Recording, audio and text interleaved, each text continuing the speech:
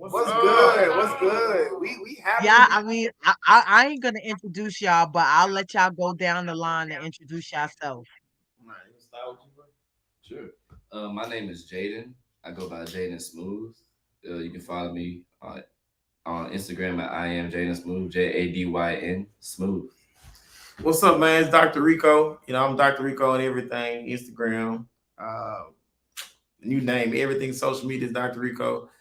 One of the OGs in the style, man. Big supporter of Memphis, New York connections since we started years ago. Love the culture exchange, love the brotherhood. Yeah, what's up, y'all? I'm Lil Buck, Yeah, and yeah. I'm sure y'all know. I'm Lil Buck, Memphis Jukin extraordinaire, one of the ambassadors of the culture, and yeah, same as Dr. Rico. Really, it's much love. It's always been love between me and the whole world of Flex in general. So yeah, happy to be here on this podcast. Hey, I'm just Sina. I go by Sina Trending. All my socials or are Sina Trending. I'm just happy to be here. Yeah. Hey, I'm Lorray. Lorray Curry. All my socials are Lorray Curry. Larray Curry, like Steph Curry. Somebody said, hey, I'm Lorraine. That's what's up. That's All what's up. right. That's what's up. So, just a little bit before I get into you guys' personal stories, tell us a little bit about Memphis Shipping. What is Memphis Shipping? Go ahead, Dr. Man, I was just gonna. I knew that was coming. All right, so listen, Memphis Juggin is actually the combination of 30+ years of the dance style of gangster walking that came out in the late '80s and how it has evolved from the '80s, the '90s, 2000s up to present day. So Memphis Juggin is a term we use. So Juggin was already a term. So just putting Memphis is just wanted to make sure people knew where it came from. So we're talking about the dance style of the gangster walk and how it has continued to evolve and how over the years, and we have been influenced by other cultures and still keeping our aesthetic and our culture that's what you see now. And then it's even though it's a dance style for us, that's our medium for all art forms. So we might, if we say we Memphis Zuka, more than likely we still practice another art form in our dance, whether it's fashion, acting, music, writing, you know what I'm saying, teaching. There's some of the art form that we use juking as a way of getting that art form out there. Okay, dope, dope.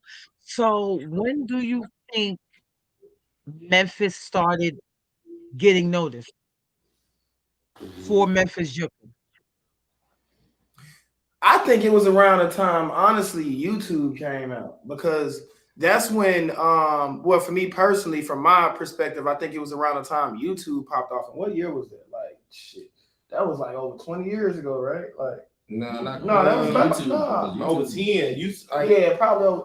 Yeah, nah, it's for sure. Yeah, yeah, over 10 years ago. No, over 10, over a little bit over 10 years ago. I mean, I argue what's so unique about the Memphis and New York connection when we went to Spring Bling and we met first time we met BSV. You know what I'm saying? And we both was on BET to showcase, you know what I'm saying, the style that we were doing.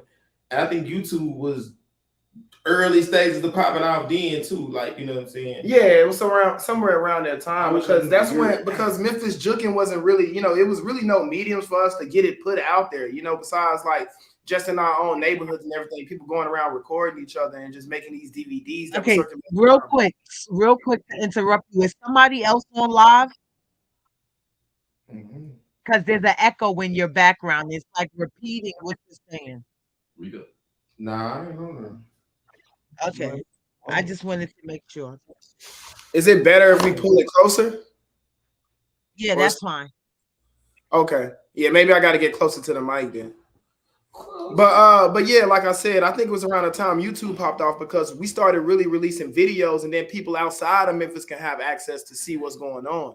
So we had people, we had the Memphis culture, booming already in the city. But once YouTube came out and we started to put our work out there and our dancing out there, people from Russia started making videos, to juking songs, trying to do it. People from all over started trying to do it. And that's what's so crazy about that. The question you asked is so layered because what we're talking about, I realize as we're answering, we're actually talking about when like other dance coaches and like prominent people in dance coaches like will word spread it, because it's almost like over the last 2-3 years the spread has been to the general public more. You know what I'm saying? Yeah. Like with COVID hitting and all these dance challenges and all that bull, but it's like for people like you, Peaches, and people that been in other dance communities, y'all been knowing about it for years since YouTube, and you know what I'm saying, and we've been coming back and forth battling, you know, like exchange, right?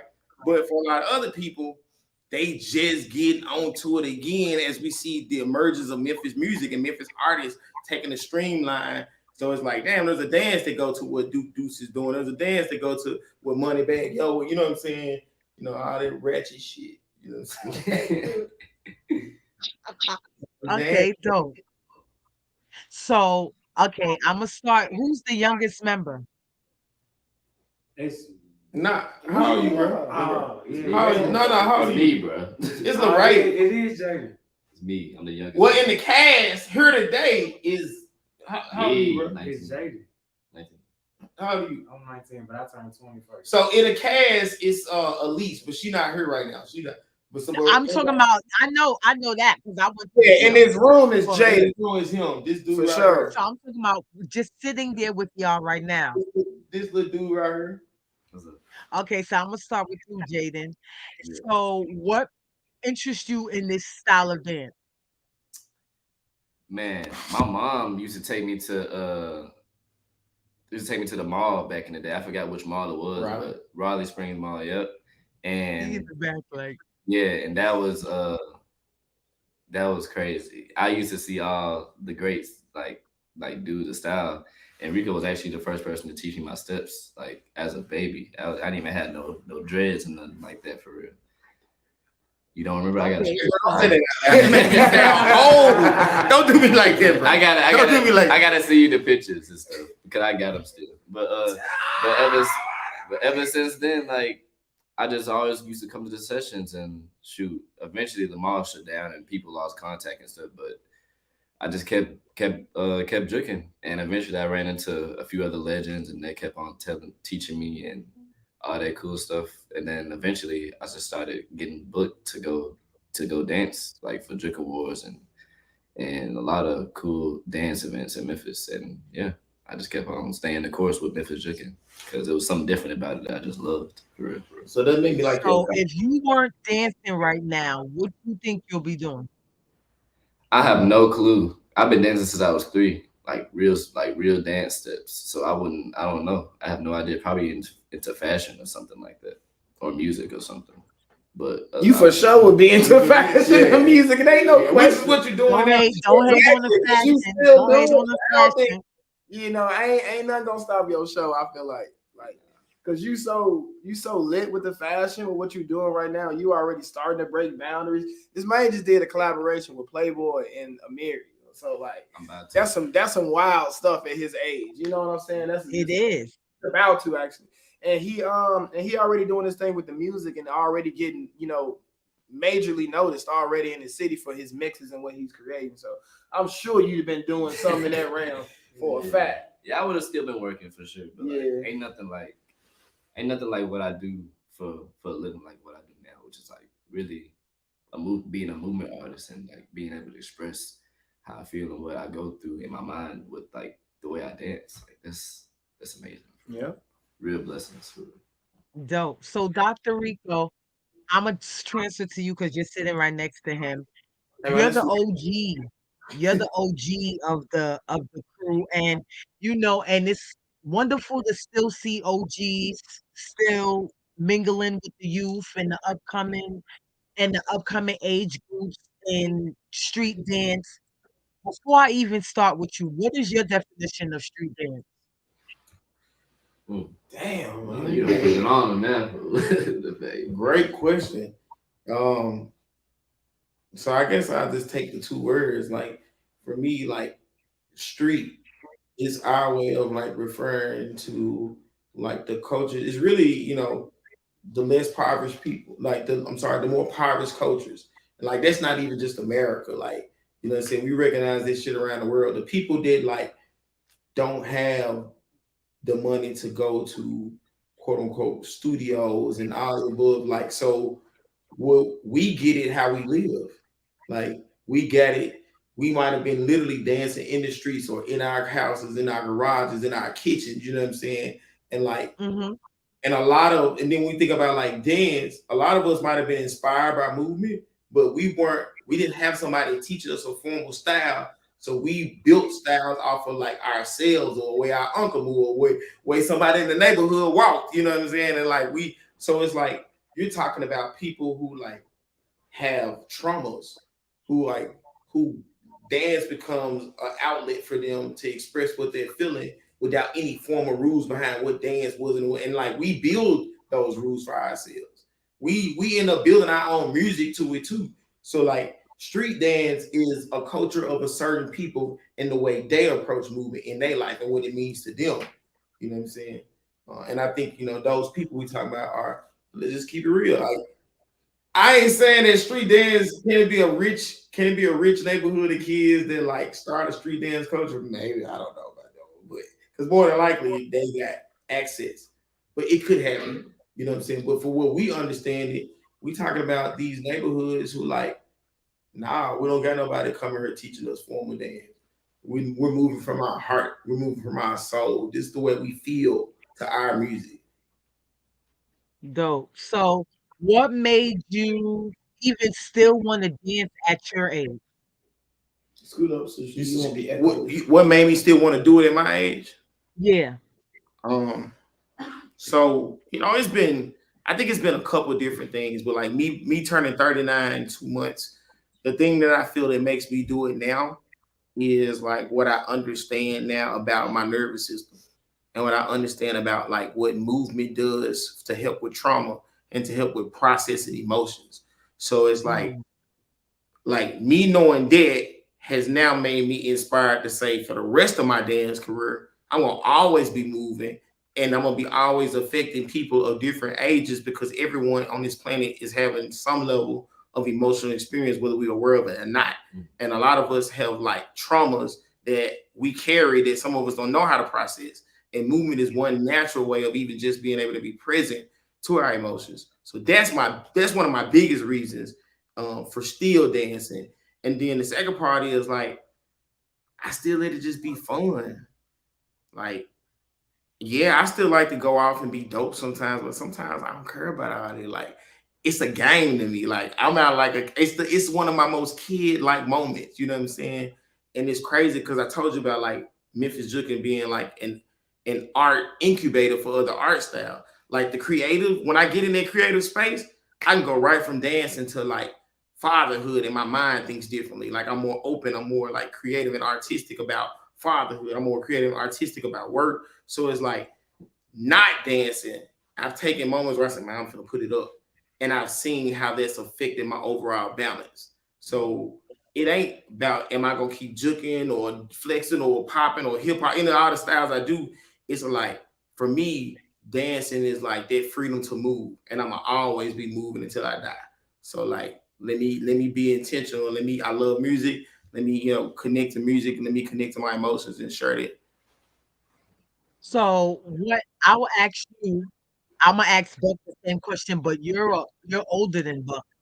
What do you think is the gap between street dance and the professional dance world without just the training? Hey, the first thing I said, financial resources. Like valuing equity.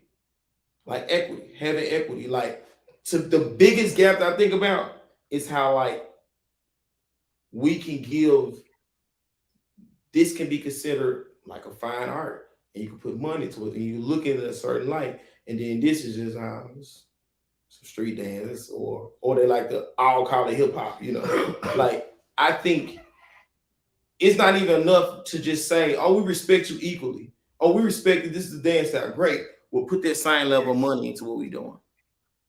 Let us have a budget of $50,000 towards a show or more. You know what I'm saying?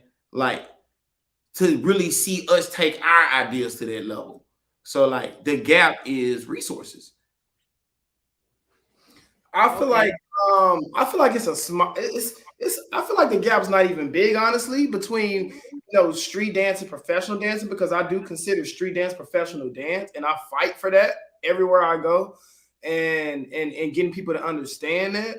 What we do is professional on a professional level, just as much as any other dance that's done in any studios that people consider professional, because we put just as much, if not more, training time into what we do. We put just as much, if not more.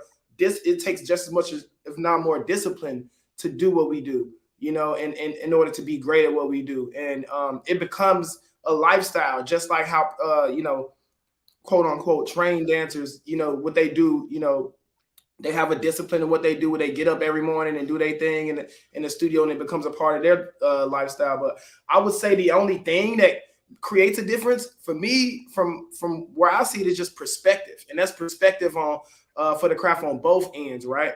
So like our perspective on it, well, I will start with the other people's perspective of what we do, right? Like everybody else outside looking in to what we do, you know, you know, the way we do it is so free. The way we do it, it and who we are. People perceive us as being like, kids that are just born with this type of, movement, and that we haven't worked, hard to actually, have the training enough to be as good as we are. We're just naturally this good, right? It takes a lot of work, it takes a lot of dedication, it takes a lot of sacrifice.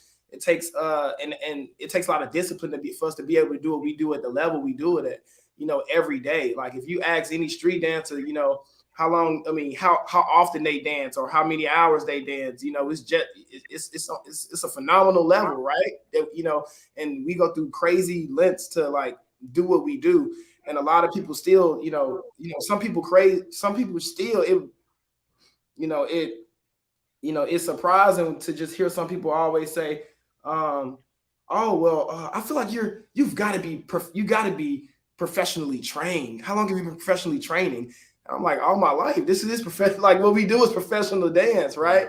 So like their perspective of it is, because that's all they know. Like when people are looking outside in that don't know the street dance world, they try to relate it to the only thing they know is, and that's probably studio dancing or things they've seen in the studio on a professional level. And when they haven't seen anything other than that, and they see us moving in a way that has this complexity to it, and they're like, then that's the only thing they can kind of relate it to. Is like that's why a lot of people don't know, like certain folks. I was surprised. Like I've had studio training before, but like I've been juking since before I even knew that world even existed. I've been dancing since before I even knew that world existed, just street dancing in general. But like even my homie John Buggs, he's never taken a studio, he's never had studio training in his life. And based off the music that he danced to, just by flipping the script on the music, people say, oh, you got to be classically trained, or you got to be professionally trained. How long have you been professionally trained? Right. So it's like, and nothing changed but the music. So I would just say it's the outside world looking in, their perspective of what they seeing. And for us is our perspective on, sometimes it's our perspective that creates that gap of like, of, I guess, our perspective on discipline. Like we have the discipline, right, to be able to, do this dance style and practice it on a in an extreme level, right? But at the same time, I feel like, well, I wouldn't even say discipline. I feel like what studio dancers do is, they create a discipline and a routine about what they do every day. And like, oh yeah, well, it really goes down to like what Rico said. It's having that support system behind them and feeling like they are part of, something that can get them on another level. Like, but for us, that's the reason why that's the reason why our dance styles really have gone to the lengths that I feel like they've gone to. Like the world knows about flexing. Like flexing's been on ABDC, it's been all over, right? And it still continue to break barriers, like Memphis Jukin is as well. It might not be as fast as a lot of other, formal dance styles out there like that, because like he said, through backing and through people supporting it like that. But at the same time, like that community that we have is that community that we have as far as dance and supporting each other. That's totally similar to what they have in the studios and stuff, right? Because that's all they have. They come together as a collective. They get together and they train together for about probably 2 hours, and then they go home about their business. But we do that all the time. You know what I'm saying? We do that probably like 3-4 times a day.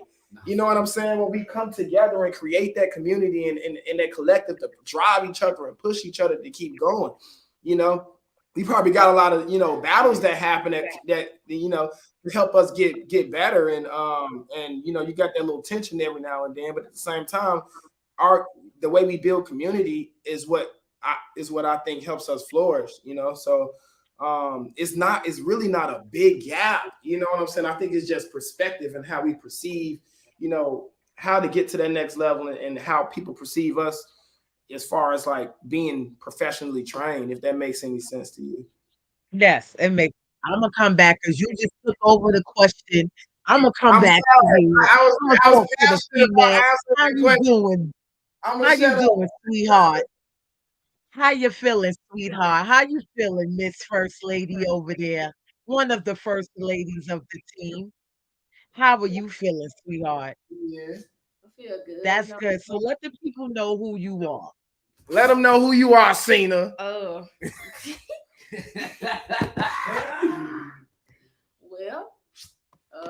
I mean, y'all know I'm Sina. Been dancing No, since they don't know. So you gotta let them know.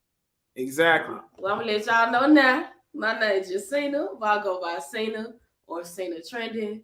I've been dancing since I was like maybe 7, 8. You know, doing like little choreo with my cousins and stuff like that.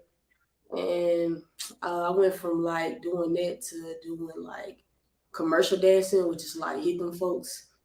And I just like discovered juking through that because it was kind of like doing the pretty much the watered down juking. So like LaShante was like, hold on. She like, let me teach you the real deal. And that's when I started, you know, like looking more into juking, you know, watching it on YouTube. And Shout out to Shante. yeah, shout out to LaShante, LaShante man. Pop, She was one of man. my teachers. Word. Shout out. I haven't seen or heard of from her or her on the scene in a long, long time. But she's one of the ones that opened She never our stepped. eyes to juking. She never stepped away. You know what I'm saying? She's still a part. A lot more management, mentoring, like background stuff.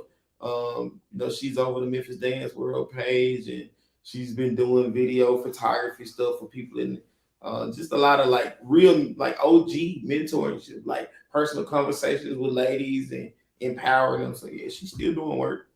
Back to Sina. So Sina, tell me how can I put this? Tell me what made you feel like you wanted to do this for the rest of your life. What do you I don't think it's something that I want to do for the rest of my life, but I do love the style. I love juking, but I do want to expand more into other different things, like with dance in general. So yeah. Yeah, so I meant dancing as a whole, not just juking, like just dancing as a whole. Like, is it something that you would see yourself doing for the rest of your life? Yeah, it actually helped me get out of, you know, depression and, you know, helped me fight a lot of trauma and a lot of stuff I was dealing with back at home. So I feel like it'll always be a coping mechanism for me. So I feel like I would never stop dancing. Like it's my life. It's like a part of me. So, how old are you, if you don't mind me asking? I'm 23. Okay, so 23, what would you say right now to a 14-year-old girl? She's just trying to learn street dance and she's heavily depressed to the point of suicide. What do you think that can help her, that helped you, that can change her around? Um, I feel like the first thing she should do is like self-reflect. Like think about what she really want to do and how she wants to do it and just do it. Like don't think about what other people got going on or what they would say. Just do what you love. You know what I'm saying? Like you just gotta focus on yourself. Like you can't focus on Or what somebody. how do you do it? being, especially in the type of society we live in now, how are you able to just say, you know what, I'm tunnel vision, and this is for me, and I'm gonna make sure it's gonna be for me. Like, how do you keep that tunnel vision? Uh, really, you just gotta keep going. And you really gotta like surround yourself with motivational people and people that are doing the same thing you are doing. That's really the only way to me. Like you can't really just do it alone. You gotta have people around you that's like inspiring you and it's like telling you to keep going. So that's how you do it, right? Yeah, All right. So if you could describe yourself in one word, what would it be? amazing. Dope. And why would you say that? Because I can do anything I set my mind to. I'm a star. That's what's up. I like Absolutely. that answer. Shout So out to Lil what do I you want to talk about. what do you All think right, I'm about sorry. I got have to you say ever something. thought about how can I put it? Have you ever thought about, you know what? I've been dancing for so long. What made you stay in the street dance side of things and not go to, because you said you used to do routines and stuff like that and not make you go to that side of dancing and you stuck to the more freestyle of dance. Freestyle is basically, what's in freestyle is the word free. I just felt free doing Mhm. freestyle. You know what I'm saying? Like I don't have to sit here and like learn other ways of someone else's, dance style. I could just be myself. I can express the way I want to express when it comes to doing freestyle. That's what's up. That's what's up. Young man in the back with the glasses. Here he go. Ray, Doing Gangster Ray. How you doing, sir? And amazing. what How about is your name? my name is Larray, Larray Curry. Okay, and how old are you? I'm 19, but my birthday in a couple of days. Um, Okay, so how did you start dancing? I used to go to talent shows in middle school and cut up. And then I met my best friend. His name was Ashton. And he introduced me to this team in Memphis. And I joined the team. The teacher taught like juking. Her name Radia. She taught me like the basic moves and the basic fundamentals of Memphis juking. And then I went home and just basically like Turned into a monster. turned into a monster. Yeah, so that's how I got into it. Okay, what made you decide that, you know what, I could be doing anything else, but I want to do this?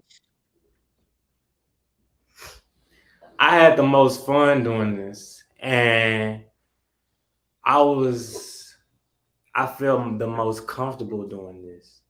Now I used to hoop, I used to be in band, and I can say I was good at both.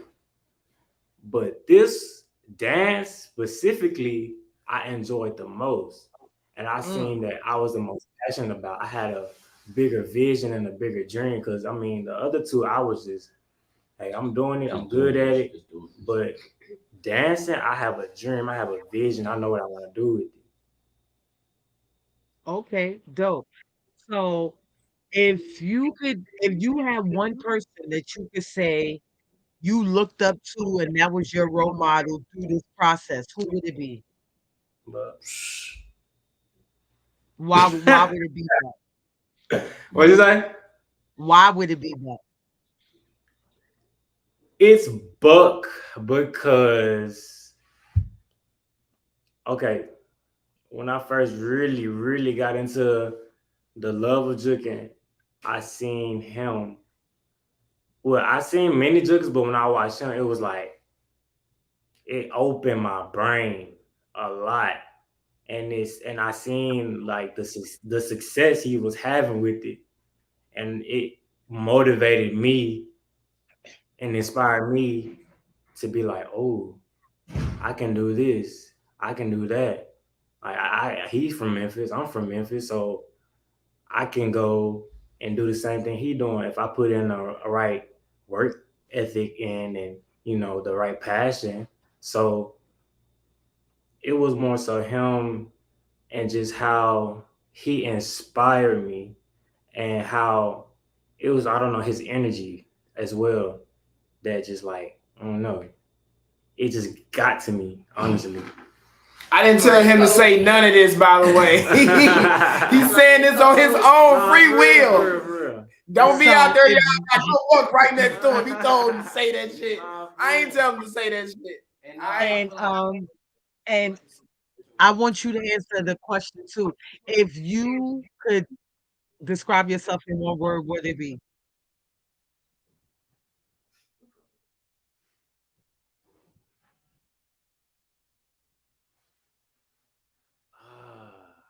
I know what I'm trying to say. One word I would say. Okay, it's like persistent. nah, it's not that. It's like dream. The word dream comes to my head, but it's not the word dream. So dreamy. Dreamy. That boy said he dreamed. Because it's like Visionary. visionary. Like I literally think of things, and I'm literally in my head all the time, Visionary.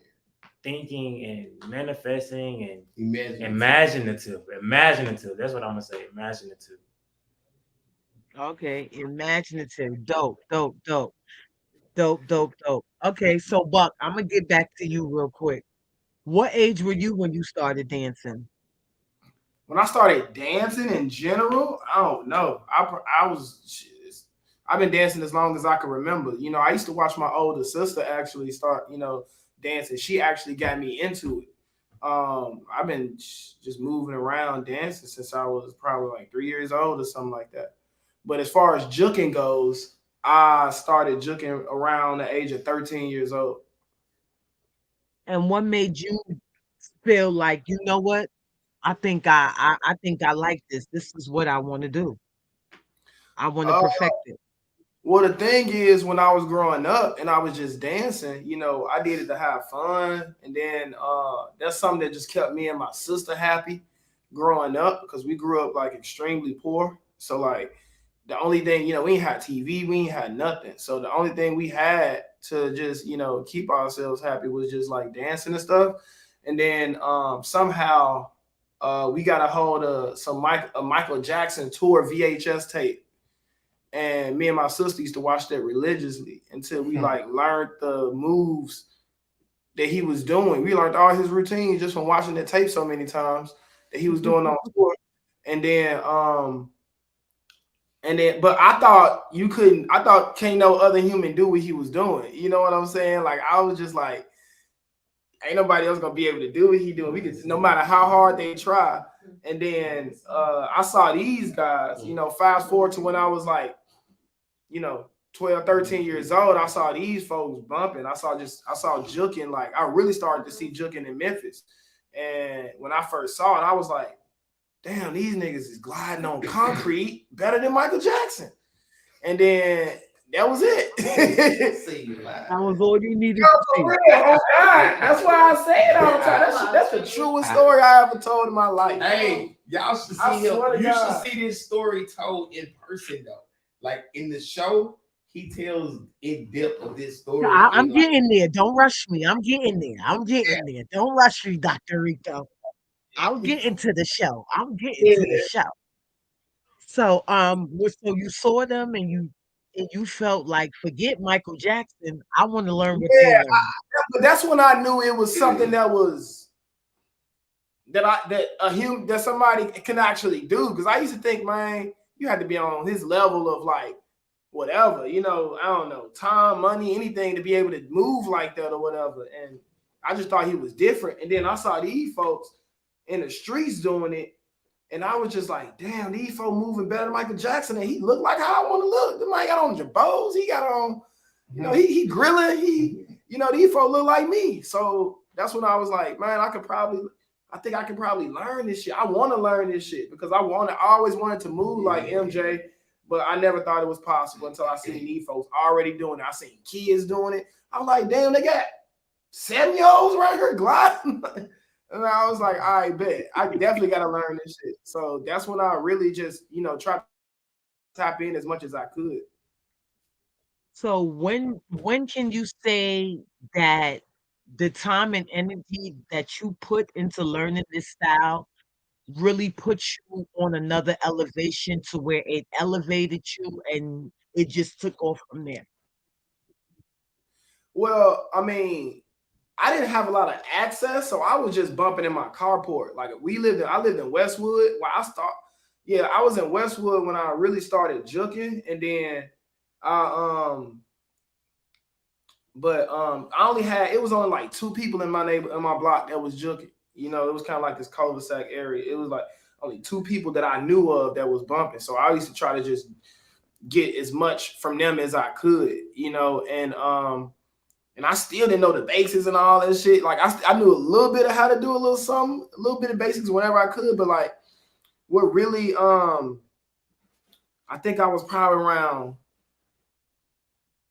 17, 16, something like that when I first saw the real guys doing it, because I was doing it on my block.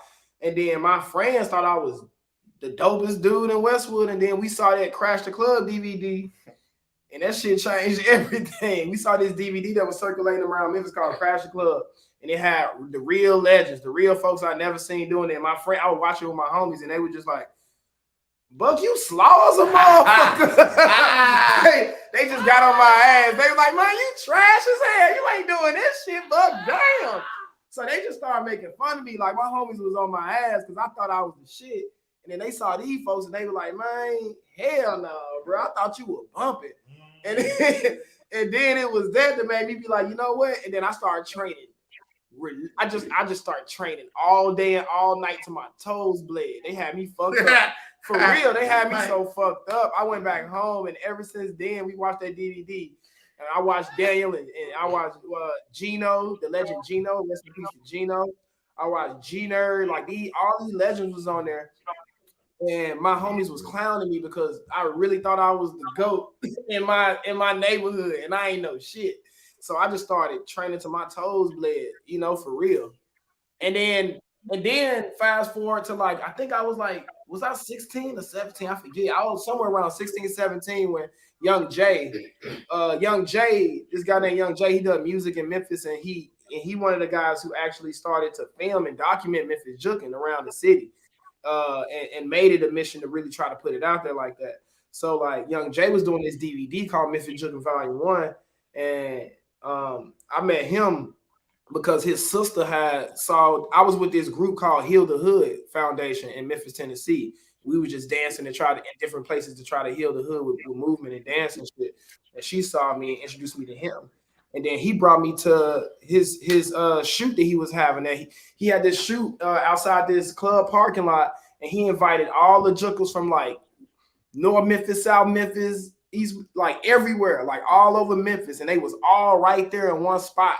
That's when I met Rico. That's when I met Daniel. That's when I met all the GOATs in person, like Bobo. You know what I'm saying? The legend. That's when I met all these folks in person, and I was scared as hell to go out there and bump. But then I was just like, you know what, man, fuck it. I'm gonna go out there and I'm gonna go out. I ain't even bump. He did it for like, it was like a 2-day shoot. And the first day I ain't even do shit. The first day I just stood there watching their ass.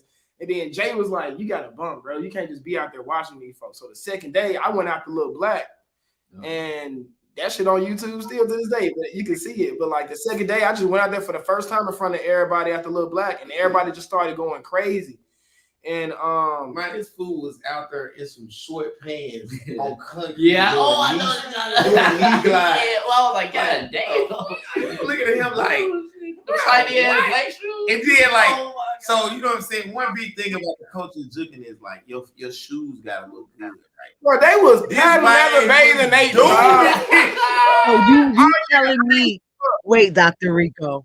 So you telling me you gotta have some fresh kicks on to be able to jug? Listen, like, so every dance style still has about the people they created and like the characters and what they uphold, right? So when you not feeling good because of whatever the fuck you living through, least looking good can give you a little hope. So this style was birthed off going out. Like it was birthed in going out to the club. So you trying to look good, right? Now, don't get me wrong, we be in the lab now destroying shoes and shit, but like Buck was coming. Man, Buck is notorious. He ain't saying I wasn't fresh now. Don't get it twisted. He I had just- on paddle we leather just- black bathing apes. I had on the golden black. I had on the Like, golden black Chicago boy. We saw he was doing his moves though. He was like, They were just mad because I was dooming my shit. I didn't give a fuck. But like honestly, it was like that's part of me being like a teacher, like seeing what how he was destroying his. He didn't give a fuck about his shoes. He didn't give a fuck about his knees. We was like, man, bro, crazy. Like if he ever really get the character more, he gonna be crazy good because he don't give a fuck. You know what I'm saying? Like it's the perfect name for him. That's what Buck means. Like to not give a fuck about anything but what you truly feel. That's the real essence of being Buck. You know what I'm saying? And so like, yeah, we were just like, and he stood out to us because it's like this fool is out here in some short pants doing knee glides on concrete. But that's when. But that's listen. I know you not lying, Dr. Rico, because the first time I ever met Buck, he was in the hood. Like he was in East New York, and they kept saying, "Yo, Pete, come to the crib. You gotta meet Buck." And I'm like, "Yo, y'all always got some dancer over here. Who's this nigga y'all got over here now?" And they like, "Nah, you gotta meet him. He's lit right now." And when I got there, Buck was on the step, gliding down the steps. I'm like, at the time, don't hate me. Don't hate me for this, Buck. At the time, so I said, y'all got another nigga trying to be professor outside? That's what I said. I'm going to keep it a buck with you. I said, y'all got somebody else trying to be professor outside? Why y'all doing this? They like, nah, I'm telling you. I said, nah, bro. He'll give Professor a run for his money right now. Because at the time, even back then, and I still think y'all are the two best gliders alive. When it comes to feet, y'all are the two best. I don't think there's anyone that can do what y'all can do physically on y'all toes and barefoot. I don't think there's anyone that can pass that capacity. So even with that, and I'll get into that, but before y'all even go further, I really want y'all to tell me about y'all show. What is the show Memphis Jukin? How did it come about? What was the reason and the purpose for the show?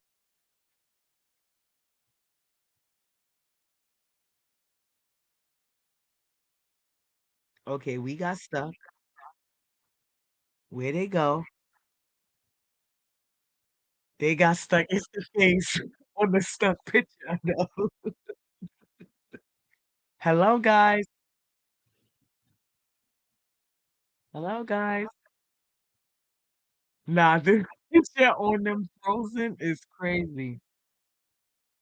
Hold on, we gonna let them try to come back and we gonna see if they could come back in.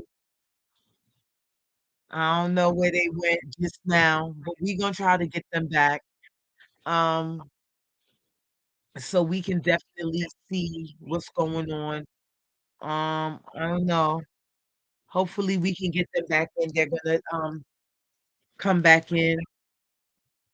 Let me just text him and let him know. You guys froze.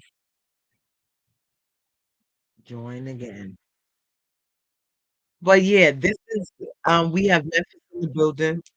Memphis has definitely been doing a thing. Like, you feel me? They definitely been out here making noise. They've been out here. They have a phenomenal show out called Memphis Chicken. I paid my $90 to go see it. Um, I hope they could come back on so they can really tell y'all and I can really tap into. Okay, here they go. Y'all can hear me? I can't hear y'all. Okay, let me see. Oh no, I can't hear y'all. Mike, if you hear assistance, Hold on. okay, I got you now. All right, you can hear us? Yes, I can hear you All now. right, lit. We back. Yeah, we got A God and Gino up in this thing. Hey y'all, hey guys, how you guys doing? So yeah, the question was first, what is the Memphis Chicken Show?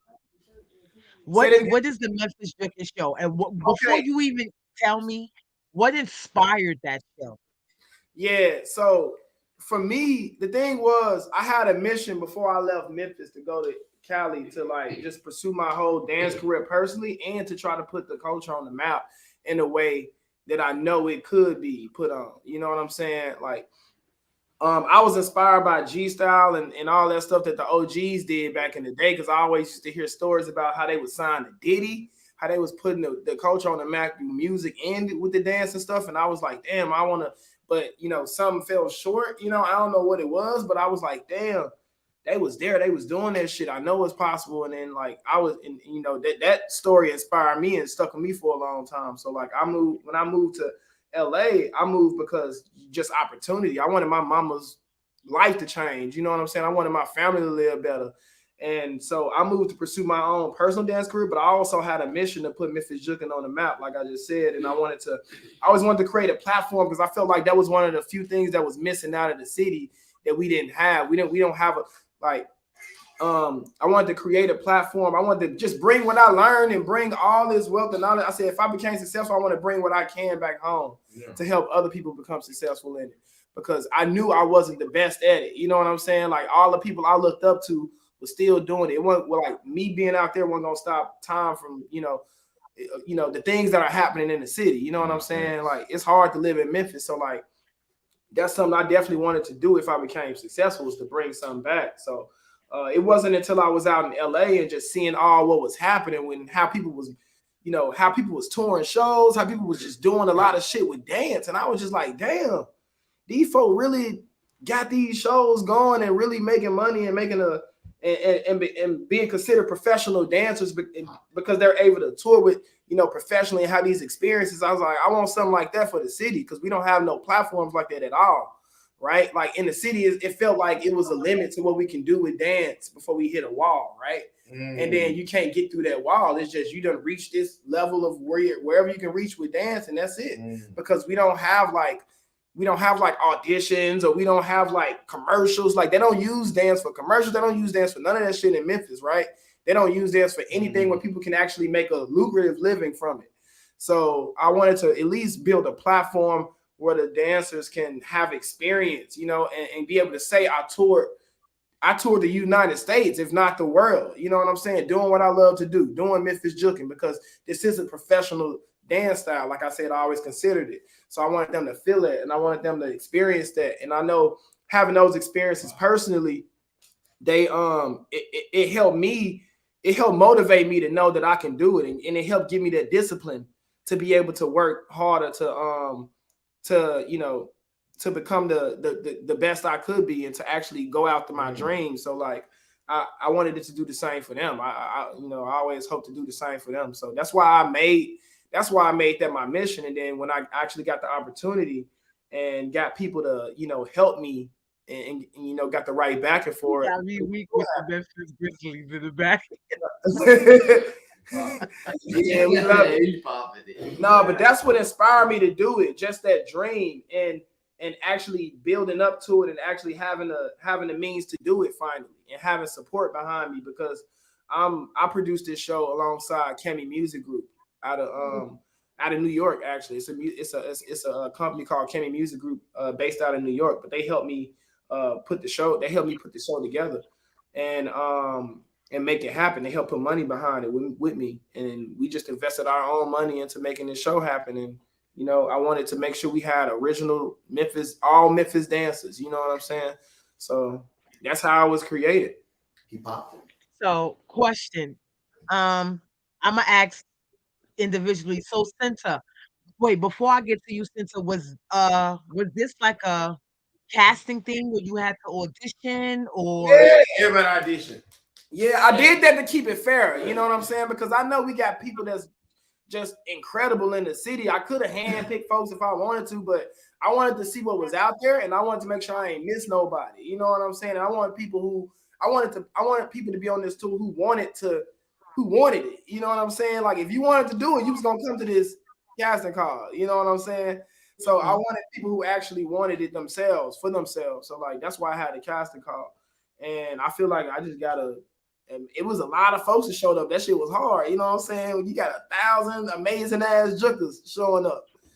But I feel like I got a real, fast Yeah, squad. your squad is tight. Your squad is tight. So, question, because when other street dancers or the world looks at juking, we see you. We saw Shanti. We see Ladia. We see Gina. Besides Dr. Rico, what is the reason that you think you didn't incorporate them into this story? I think, well, for me, they're all incorporated as far as like inspiration behind some of these characters and some of the nuances that are in the show subliminally. You know what I'm saying? Or like not subliminal for us, but maybe subliminal for people who don't really know. But they spirit is attached to it like that. As far as like actually having them physically in the show, like people like LaShanta or people like Gina or people like that.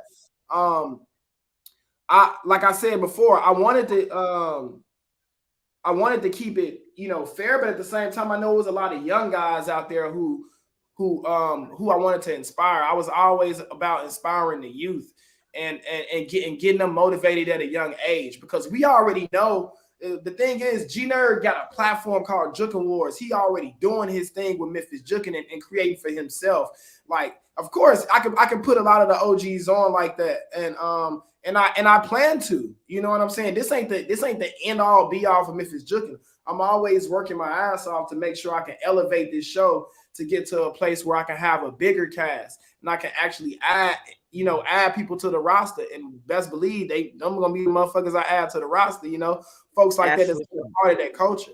So that's always been in my brain, but I always wanted to give an opportunity for these young guys to help inspire them to actually, reach that next level, because I had that mind frame when I was young, and I was blessed to have that mind frame when I was young that I'm gonna make this shit happen for myself regardless of what the fuck happened. Yeah. And there was so much shit going on in the city, you know what I'm saying, that I didn't want to demotivate, I didn't want the kids to get demotivated and just give up too soon, because that shit happens and it's sad when it happens, and I see it happen, and it happened to somebody I was close to. I mean, it happened to somebody I loved, somebody I would have loved to have on this tour, and he ended up just, yeah.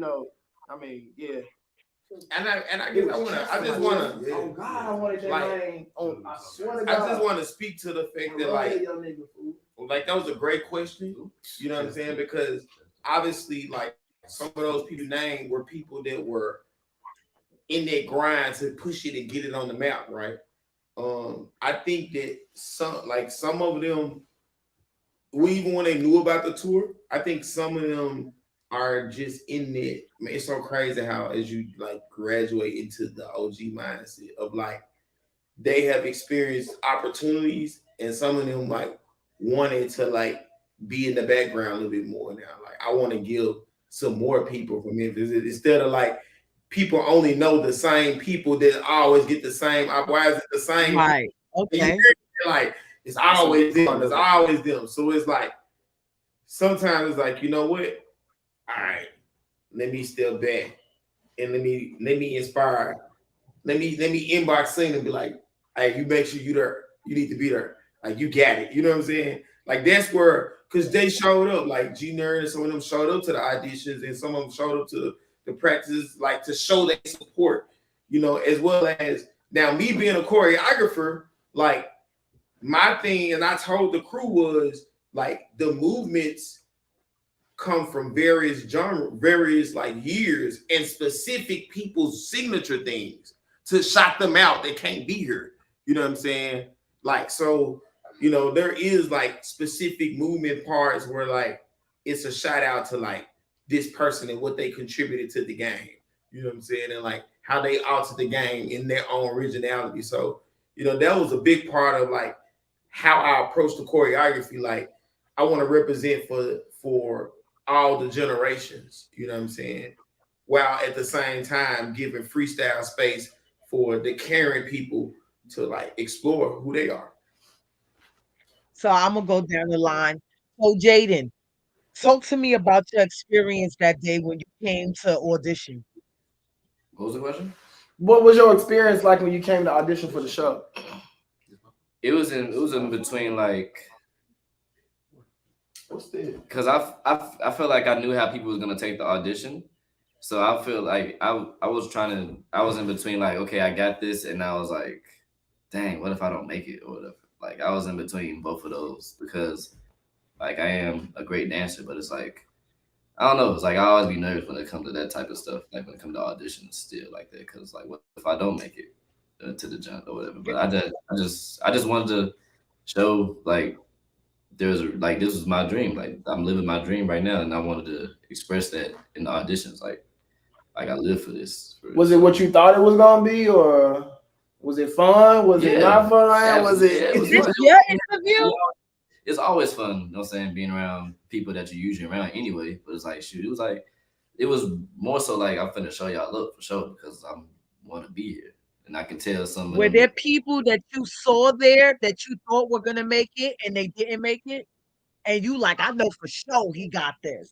nah, everybody that's here, I knew was gonna make it because I knew everybody at the auditions, and you know what I'm saying. Some didn't deserve it, some did. Shit, I can't say that. I just knew with the skate, I was like, I knew Eli was going.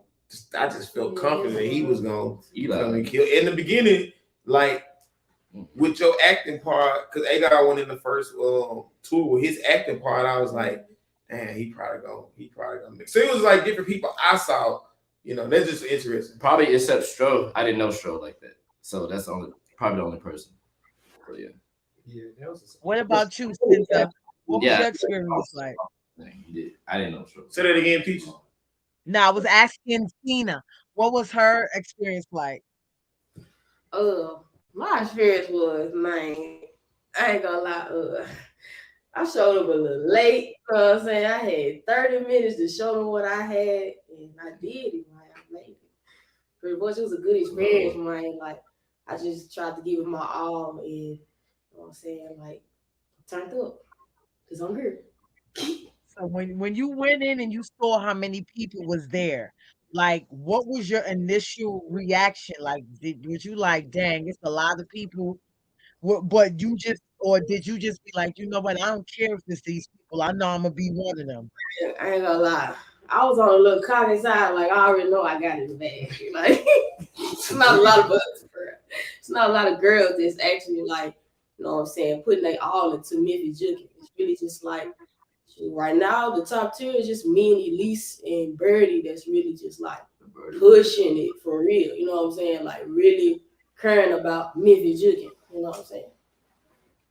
And I meant to ask you this earlier because, like I said, even when you look at Memphis Griffin and you see the females, it looks like a male dominated era. It looks like a male dominated dance. So when I first saw you and what's the other girl from the show? Elise, Gangsta E. I was like, yo, they hitting it better than some of the niggas up there. No funny shit. I kept it up. Said, nah, Speaking of Gangsta E, Somebody just somebody just popped your heart. Yeah, popping real hard. So yeah, I'm gonna talk here. Now I'm talking to the ladies. So I'm gonna get to you, Gangsta E, real quick. But yeah, Spencer, like what are your emotions and how do you feel being one of the leading new ladies of a male dominated dance? I would say really it's like I feel like we as a collective, all the women in Memphis Jukin, like we all represent it. I don't feel like I represent it. But I just feel like it's dope. You know what I'm saying? Like to be me. You know what I'm saying? Like be able to go and battle anybody and know that I can win. You know what I'm saying? Like I'm me. It's just dope, really. I ain't gonna lie. And how was your experience when you pulled up to the audition? Oh, the audition for this? Yeah. Oh, when I pulled up, I was like, oh yeah, this gonna be something for sure. Like the energy in auditions was just crazy, and the whole experience leading up into us going on our second tour, all of it just crazy. That's what's up. So you just came in. I'm gonna get to the two guys in the back that came in too. But like just tell the world a little bit about yourself. And I know you did that for the show, but you feel me? For those that don't want to pay the money, because that was well $90 spent. We appreciate the Very support. good. Yes, Appreciate that. yes, a very good $90 spent. So like, just let us know a little bit about you. So I'm Elise Landrum, aka Gangsta E. I'm 18 years old. I'm 18 years old. I'm the queen of Memphis juking. Yeah. I've been dancing for 11 years now since I was 7. So Memphis juking is my first love, but I love other dance styles too. And I'm a little versatile. I do choreography. I dip and dab everywhere, you know what I'm saying, where I can. So yeah, that's who I am. Dope. You don't know how long she was waiting to say that with the 18-year-old part next to it. We've been hearing her say, I'm Elise Landrum. I'm 16 years old for about 3 years now. Facts. So how would you describe yourself in one word? Wow. Okay, hold on, let me think. Got the word wow. I'm about to say. Right. Yeah, wow. Onomatopoeia. I ain't gonna lie. Yeah, probably just wow. Like I amaze myself every time I dance. You know what I'm saying?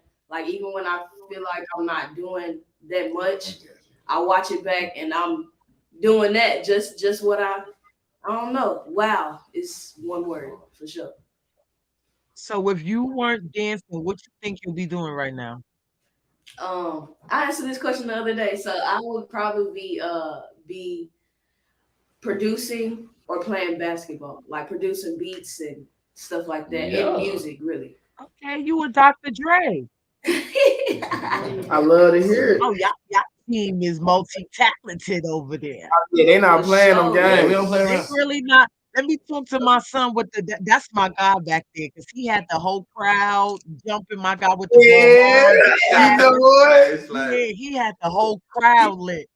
Introduce yourself, man. All right, bet. My name is Gino Davis, and I play DJ Fly in the Memphis Jukin Show, and yeah, that's just me. I'm literally that person on stage, off stage. That's why it's so easy for me to be that person. Come on, man. You know what I'm saying? I'm just being honest. No, for real. I actually am trying my best to like lock my whole personality in this box on this computer screen and try not to like, yeah, just be like how I am on stage, like for real. Listen, you can do whatever you want. Don't put yourself in the box. That box can't contain you. You got too much. It's too much to put in the box. I show that. So what made you start dancing, or how did you start dancing? I ain't gonna lie to you. I seen D. Can we cuss? Yeah. All right, bet. So I seen Daniel Price. I seen Lil Daniel, DP. Bitch, I got your pussy wet. That's what the name of the video is on If YouTube. y'all ain't seen that shit, That's why I'm saying it like this. All you gotta do is after this video over, type in "bitch, I got your pussy wet" on YouTube, and I'm going. If you ain't never seen that video, that's the one that I literally started dancing as soon as I seen that video. Cause I had to be able to do what that man was doing. I had to. Like my life changed. Like I see juking all the time in Memphis, but once I seen that video, I had to figure it out. I had to be one of the people who was making these type of videos. And he was the only one in that video besides who's in the background? Cornbread. Tarek and Cornbread was in the back of the video. And they was the only ones in the studio because when he made that video, it wasn't a lot of people even at the Lamar studio and that Mike day. was there on the phone. Yeah. From Westwood. Yes. So when I seen that video, it was over with. I had to learn just period. That's the answer. So if you can describe yourself in one word, what would you say? Handsome. I knew it. You understand me? Hey, look, you can't spell handsome without me. HANDSOME. No cap. You can't spell handsome without me. I pop. Okay. So what was your experience like when you came to the audition that day? All right, I'm gonna be flat honest with you. You know what I'm saying? For real, for real. There was a lot of talent in the building. You know what I'm saying? Like a lot of talent, but juking is broken down into a lot of specific areas, just like anything people do in life. You know what I'm saying? Some people make it run fast. Some people learn by reading. You know what I'm saying? Like I knew there were people in there who were athletically better than me. I did know that information. I'm not just gonna act blind to the fact.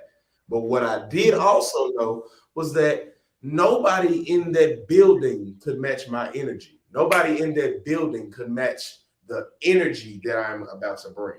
Nobody. And even if they could, the mindset that I had that day, I was not taking no for an answer. Everything I do, I'm not taking no for an answer. I'm gonna give my all every time, every second. So even being surrounded by all of that athletic talent, I still, and I'm proud of myself for bringing the energy and securing the spot. So yeah, that's what the audition was like for me. I was watching everybody do all these crazy moves, and I was just like, man, I can't wait until they say tell a joke. You know what I'm saying? I can't wait till they say that, man, because I'm gonna win. Like, I'm gonna win. And I also want a real quick shout out to Jigga to it because I originally came to be a dancer. When they called me back, they, for lack of a better word, made me be DJ Fly. Like when I was there, we danced first, and then it was like, oh, we like you. Why don't you just try it? Just try to read the lines. Just try it. So I did it. I just tried it. And now I'm more open to acting and I'm more open to like looking into that. And they unlocked something in me that I didn't even know I had. I never thought So about wait, that. that whole thing was scripted? No, no, no. Well, they gave us a script to read at the audition. But Okay. I hate to go this far into it, but they gave me a script and I ad-libbed every word of it. I ad-libbed every word of it. And then when we came back Improv. You good at improv. the following year, a few of the words that I were ad-libbing were now a part of the lines. Yeah. Pop it hard. Yeah, so you know, like and I wasn't trying to I wasn't trying to, I wasn't trying to be that person, but I was trying to bring myself to the audition and be an individual and stick out, and be comfortable on stage. And this is a Memphis show, so if they gonna script something and say, "Hey, we're going to the skating ring," I'm gonna say, "No, we don't say it like that. We say, hey man, we're going to the skating ring." Pop. That's what like we got to make it a little more Memphis. Now I don't know if we got to add one word here or something there, but let's come to a common ground and let's make sure we get that Memphis in the show as close as we can. You know what I'm saying? So yeah, that's kind of Go. Yeah, but as Mr. far as Grizzlies, I the see show, you, the show was Grizzlies. scripted. The show was scripted that you came to see. yeah. The show was At the scripted. audition, so he did have to learn like lines and stuff and then make them his own. But at the audition, he totally flipped that whole script on his head, and then he still killed that shit. So the story that each person tells, like they have to remember that? Is that something they have to write out and remember, or is just something that's freestyle?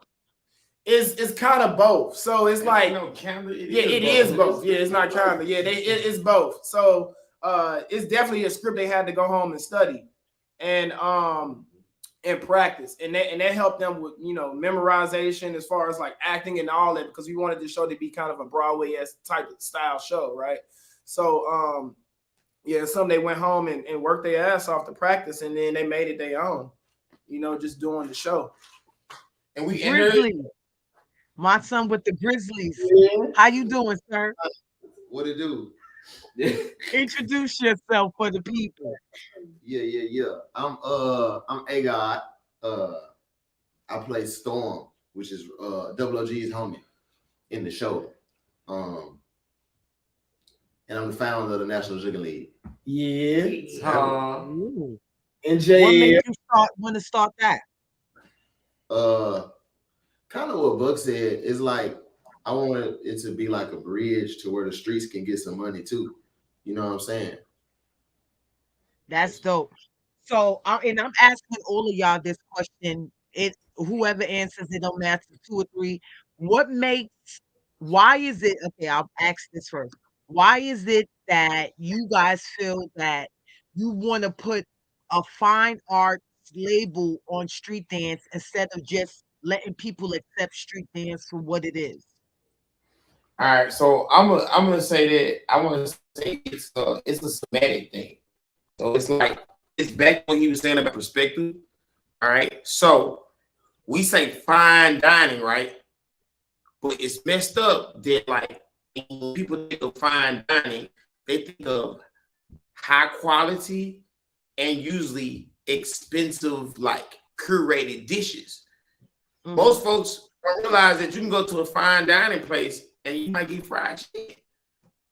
And you know, and we might be like, I have to pay $35 or more for a piece of fried chicken that one better than my auntie, my grandmama's, right?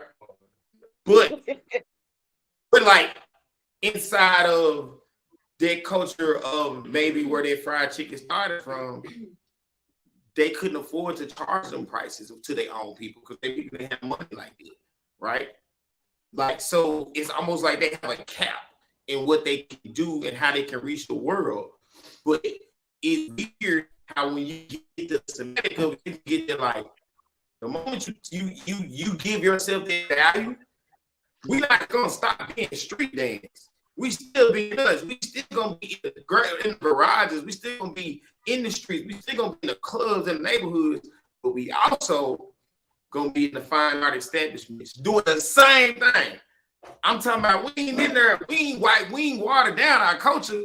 We still give it to you raw. We also saying like we kicking in the door, bring us money, like we gonna bring us those opportunities, bring us those resources, so we can change the situations in our environments. You know what I'm saying? So we can like put more back into our community beyond just the dance. So there can be more innovation, there can be more creative things coming out. So it's like, yeah, for us, we ain't changing ourselves. We just constantly we just selling the product in different ways. Still the hustle mentality. Like, cool. Tell you what, we're gonna throw a suit on. And we're gonna kill this shit. Or cool, we're gonna do the same shit to a violin, and we're gonna kill this shit, and you're gonna run the numbers up. Or we're gonna do this shit on stage with the hottest motherfucker rapper that drop. Or we're gonna do this shit on stage with the hottest motherfucking, like, the scientists that want to show how it's like, we like, nah, we're gonna take this where the fuck we can take it, and we're gonna always be us when we go there. I love that answer. That's dope. So what, and I'll ask for all the dancers, do y'all think this is a better way to go performing than the battle scene? What was the question? I said, would y'all rather go this route in performing, or would y'all rather a battle scene? Coming from the street dance side. I'd rather people respect both of them. I'd rather people respect both of them and understand that if you get paid the way you get paid to battle or perform, then you would, like, you know what I'm saying? Yeah, you wouldn't be worried about it. Like, as a cultural person, that's an actual Memphis juke. Like, I've been Memphis juke, like, for real. Like, so as a Memphis juke, like, to just motivate and be able to do both things, I just feel like both of them should be appreciated. Yeah. The battling, and I honestly think there's something beyond the show.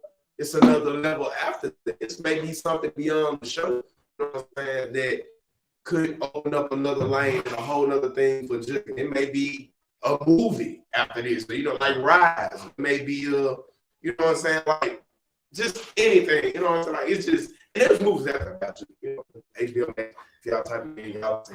But it's just, yeah. Yeah, I was gonna say too, like, standing on the shoulders of their generation, Juke and Juke girls are finally in a position now, thanks to their generation, where we actually can be individual superstars and charge $500 to battle. You see what I'm saying? Or more. Yeah, because they put their groundwork in. So the money to the streets is on the way. Trust me when I say that, because I'm alive. We alive. You see what I'm saying? So yeah, people will Do you pay. think that market will be accessible to all street dance styles? I mean, that's the goal, though. I can tell you that, like, sometimes like in our lifetime, we start the momentum and like the momentum fully manifests into other lifetimes. You know what I'm saying? I think that like as much as this like it's about us, you know what I'm saying? I just want to shout out to like man, man, right from book to sleep to hair. It's so many like man people in different street dance like communities like who have kept themselves grounded in their street culture, still balanced, still in, and they also went out there and got out there inside of what it meant to be a professional in their style. So like, like it so when you think about the Men in Black movie, you know what I'm saying? And just seeing like the twins are like then you can think about so much stuff that's stick and storyboard and man, I can go like man, poppers, I can name like so it's like before us, we were seeing with the lockers on Soul Train and like, that's Michael Jackson's like so many of his influences, Turbo and like the move. So it was like one of them things where it's actually nothing like new, but we're putting ourselves in position to be the producers ourselves.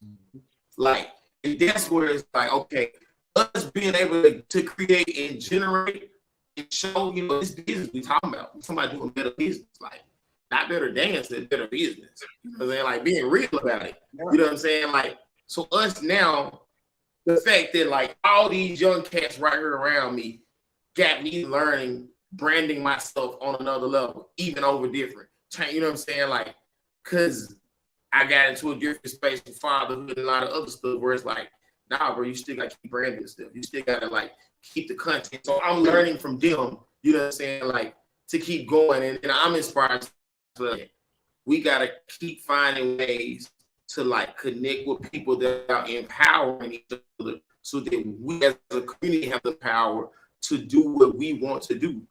You know what I'm saying? So it's like, yeah, so I can do a battle and be like, hey, you ain't gotta think that the only real money you see in dance is from performing. You got paid the battle before you even stepped out there to battle. Literally. You know what I'm saying? But and then helping them understand, like, all right, this is what we gonna do to promote this battle. This is how we gonna have merch. This is how, you know what I'm saying? Like just so many layers of how we gonna do business to make sure, all right, on the day that outfit that you just bought, how many y'all watch this crazy? How many y'all got LLC? Like real deal. Like, like it's that behind the scenes level of education. Like now they sitting here trying to learn to get a PA, a personal assistant, a tax person. They not trying to do it on their own. Like somebody, you know what I'm saying? So they know, but I just went about that outfit, like for my dancing, like, okay, now I was buying them shoes and I was doing them just, now they're part of my experience. Like it's that level of education that we trying to find, like financial literacy is what we're trying to also teach inside of like, and it ain't something new to us. Like our OGs had to figure it out. You know what I'm saying? Me being one of the OGs had to figure out, like the business side of it. And that's the truth. Like that's the one thing that when you talk about find.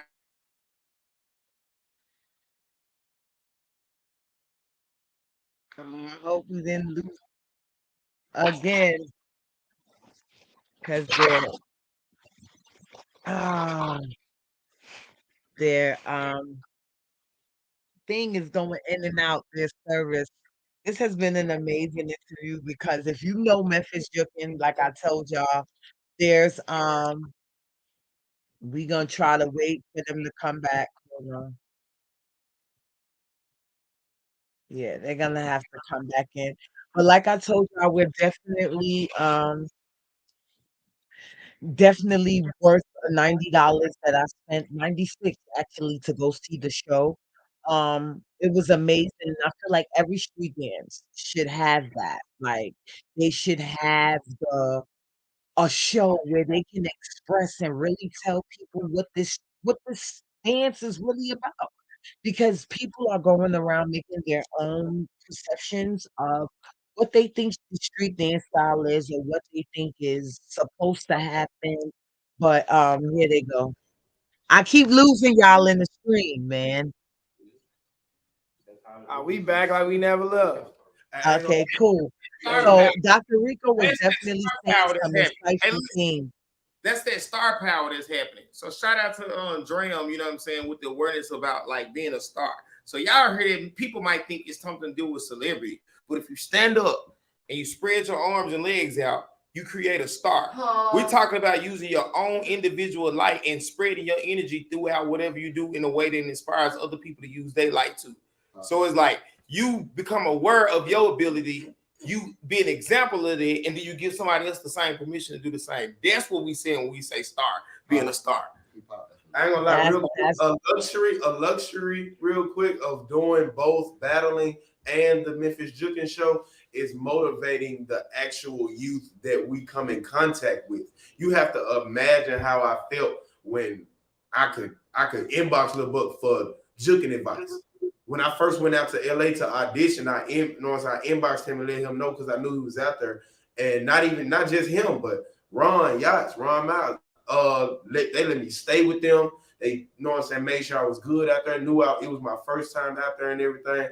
And to be able to do that in both areas, in both platforms, makes a young person feel like they can make it. Most people don't touch. They don't have access to people who they feel like have made it, or they feel like have been where they want to be or where they aspire to be. So that is what it's like to have the show and the battling, because we had the show, we had left rehearsals and ACOD through one of the live sessions this year. Come on, man. And we was just as excited about the auditions and the show and the rehearsals as we were about the battling aspect of it. Full support. And both of them were paid. And everybody got paid at that event, and we got paid at this. That's the difference. You know what I'm saying? To be able to touch these people and know a person. Yeah. We real people. And kids be around us at these sessions, and young people. It don't have to be kids. You can inspire adults too. You know what I'm saying? Like the people that don't even juke. Yeah, people that don't even juke. So that's a good luxury for that. And I think it's like beautiful, like Rico said, like it's the business of it. Like nobody's doing this for me. It's like Buck really created the show and did the business and got the funding to actually make it happen. Like with the session, like I funded that too. Like we funded that too. Like everything.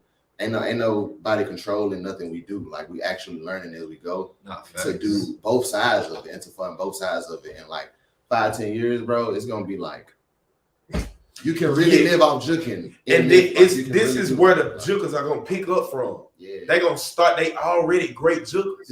But they young, they gonna be 15, 16 years old, coming to us, asking us for advice. And what we gonna say is, hey, I'm gonna show you how to get this LLC. Man, what? Hey, I'm gonna show you how to you know what I'm saying, brand yourself. I'm gonna show you how to put, you know what I'm saying, do these things so you can skip steps. You can miss out on all of the things, because this is the knowledge that's being passed down from our OGs and our, you know what I'm saying, our ambassadors, our people who really love us and care about the culture and care about the growth of not just themselves. And even if they don't want an LLC, it's gonna be so many opportunities in the exactly. coming years to where they're not gonna really do all this that we do. I was just gonna say something, but I really wish my folks knew about taxes and all that type stuff, but like not for no dancers or whatever. But, like they was too busy working at banks and stuff, like all that, like all that, like you know what I'm saying, it's a good job, but like it wasn't nobody really to teach me like oh dang, you gotta put stuff aside, you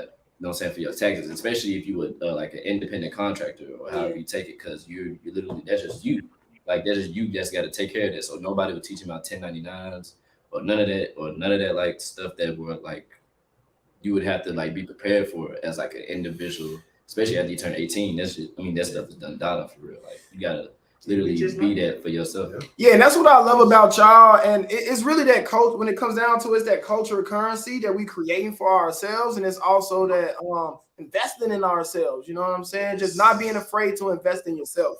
And that's what it comes down to with your question you was asking earlier about like not just the Memphis juking world, but all these different street dance cultures, right? Like it comes down to just investing into yourself.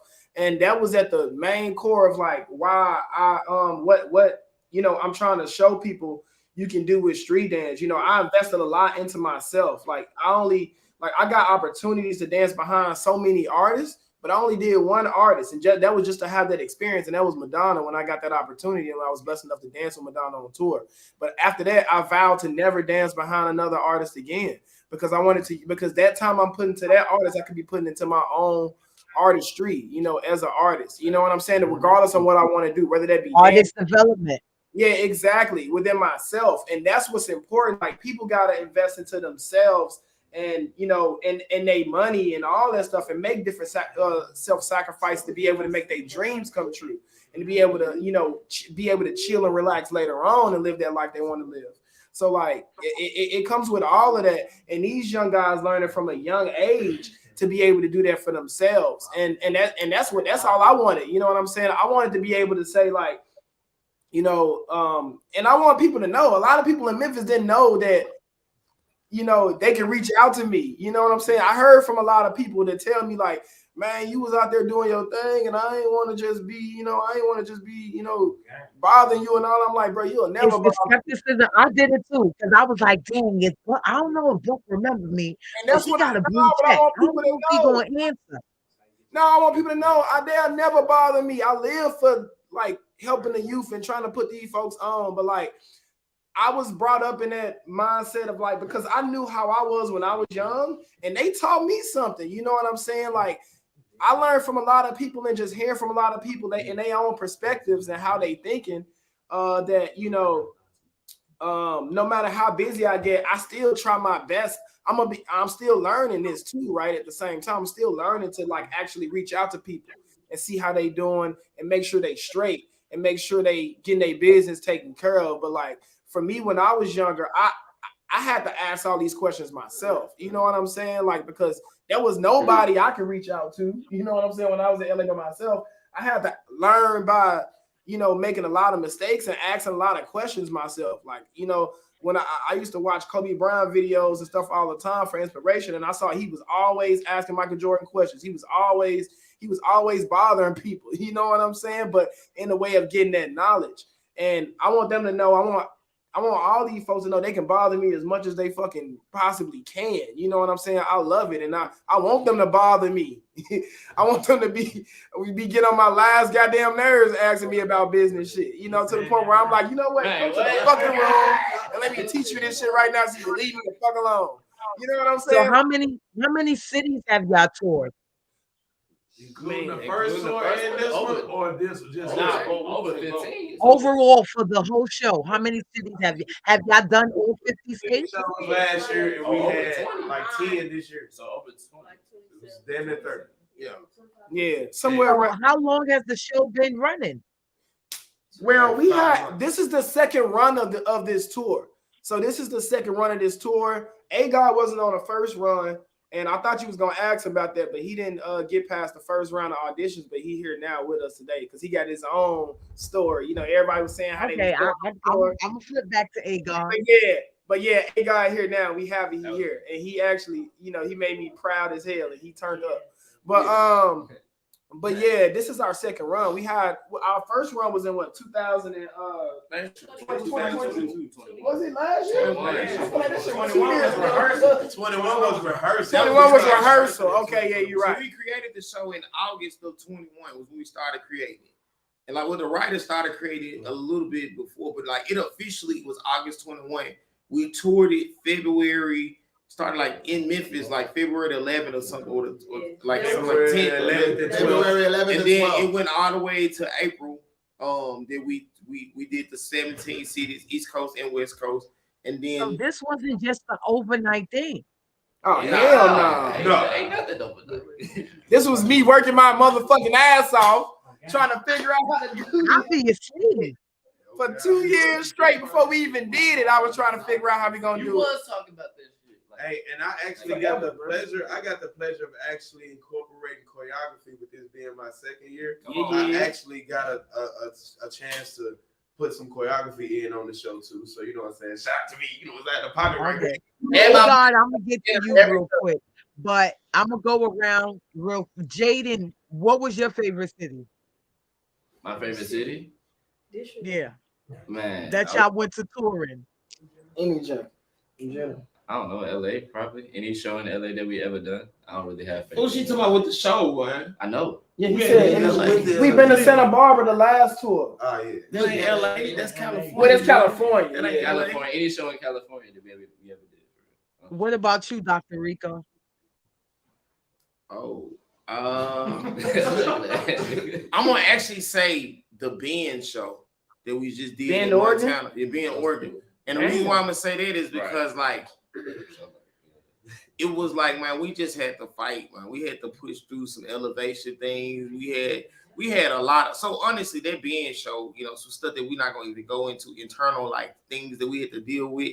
Like it really was a moment where, hey, we gotta do this. We gotta push through. There's some physical complications, like, and this is the smallest stage that we'd have been on.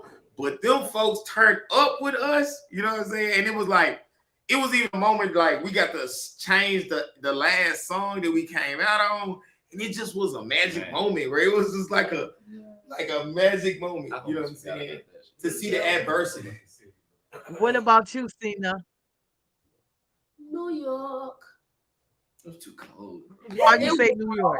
It was cold. I don't know what, but I got to see my auntie, and I ain't seen her in 3 years. Oh, I see something too, bro. Oh, that was dope. Yeah, she What came about to you, the show. Gangster? I would say travel wise, Montana.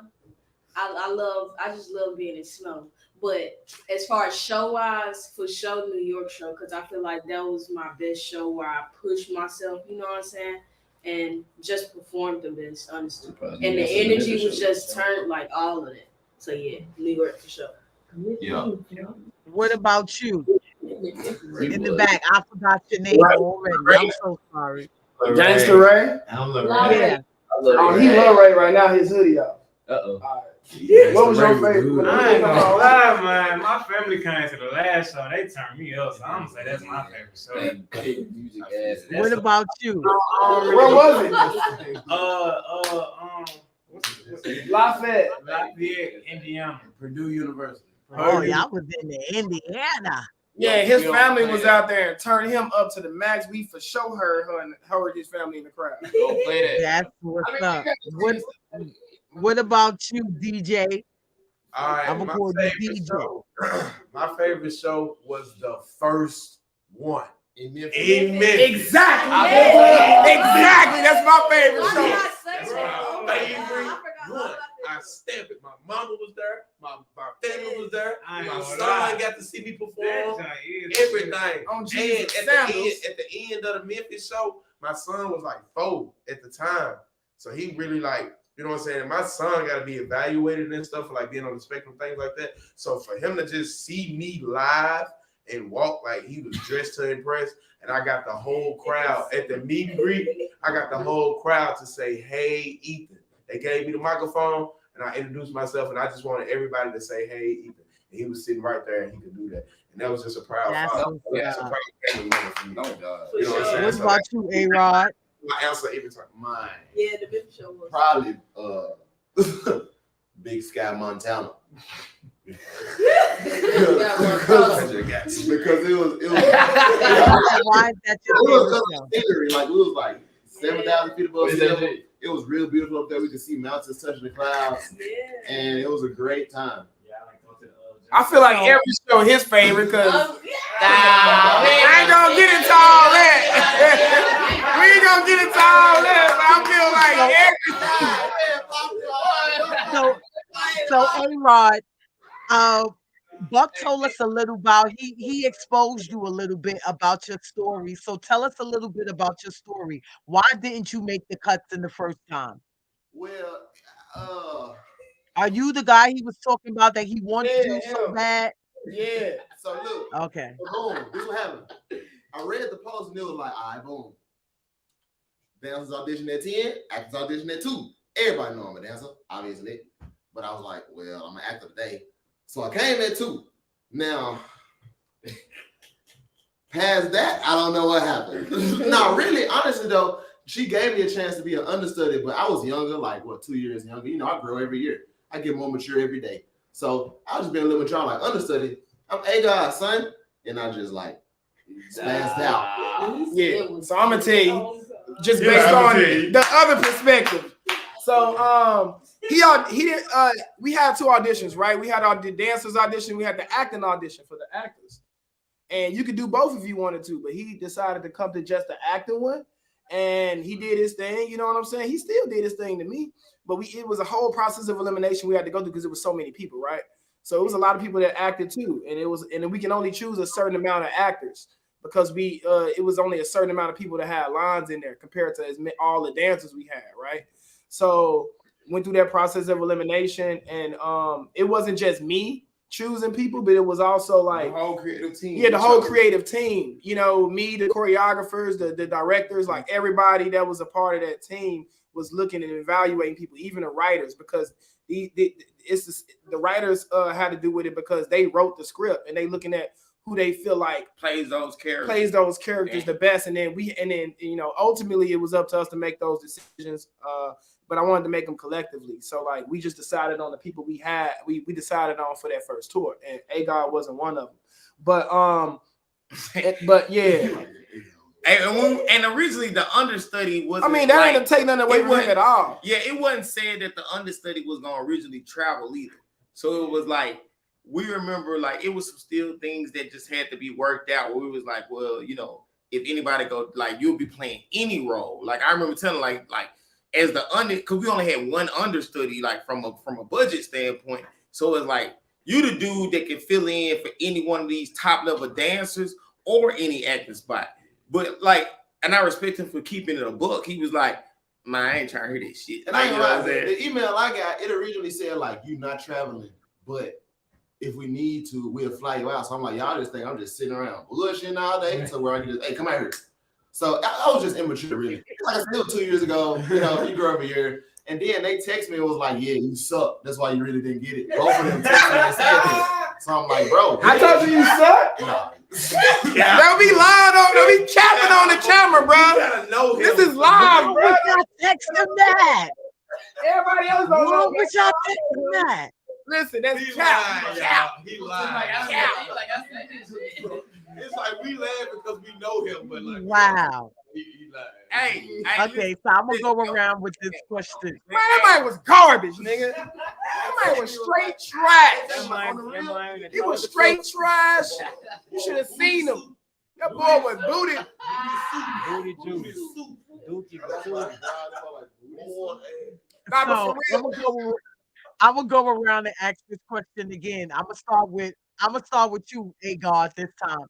If there was anything you could change about this show, what would you change? I know how hard it is to create a show, so it's like, man, I don't even know. I just changed probably like let A-God smile a little more. You ugly as fuck. Stop it! You can do that on your own. Me. They got 2 as a villain though. I ain't gonna lie. What about you, DJ? If I was to change anything in the show, I would change the budget so we could have more Memphis Jookers on the stage. Me too. Broadcasted. I want the budget. Yeah, honestly, I can't even. That was honest. Because honestly, everything I'm gonna say is gonna be budget related. Right. Like the biggest, like you know what I'm saying, being able to like have a DJ booth that's built around him, like the props, like because I'm thinking like you go to Circus du Soleil, and I'm thinking like yeah, we could do this same show with a Circus du Soleil like mindset. So like for example, when those 3 people come out. Nigga, I'm thinking like this whole motherfucking shit like that level of creativity. Like we still dancing, but yeah, all this shit is budget wise. Like so we can have more people, we can have even more outfits, all the other shit. We can travel more places. You know what I'm saying? Which is crazy because a lot of people would think that y'all have an unlimited budget, being that y'all sponsored by Nike. Nope. So this is how that works. Like we just got that sponsorship from Nike, and that was mostly a sponsorship of like them sending us gear, but also like them they actually put, they contributed also to the budget. But this is Nike's first time working with us, so we have to build on that relationship, right? That relationship didn't just start like a big grand we're Nike. We're gonna give you because it doesn't just it honestly just doesn't work like that. It's so many different departments in Nike and under that big conglomerate. It's so many different departments that like each department I feel like has their own, you know, budget limit or things like that. And we got to return on the investment. This is their first time investing in us. So I think this is like a trial run, and that's how I'm seeing it. That's why I want this show to be as amazing and as successful as it actually can be, so we can gain the assets we need to be able to like, go back and be like, hey, this look how much growth this tour has done with your contribution, with your help, and all these and that, and trying, and that's what we do. And that's how I build on like, going back to investors and seeing if we can get more money to put behind this show to actually increase the value of it. So it's a step-by-step process. It's not going to ever, I feel like, start off with like them just giving us $1 million budget or nothing like that. That ain't how it works. we gotta prove ourselves, of course. And it's crazy because the mindset, people won't know the behind the scenes unless someone really lets them know. Because people would think street dance been dancing in Nikes all their life. It would be nothing to be like, yeah, because not the reason we making money. So it's like the concept that some people have to think. Because I've heard it. Even I'm not gonna name no names, but I was having a meeting the other day with a couple of people, and I had to ask the question. I'm gonna ask them. I'm gonna ask them the same question I asked. I'm gonna ask you the same question I asked them.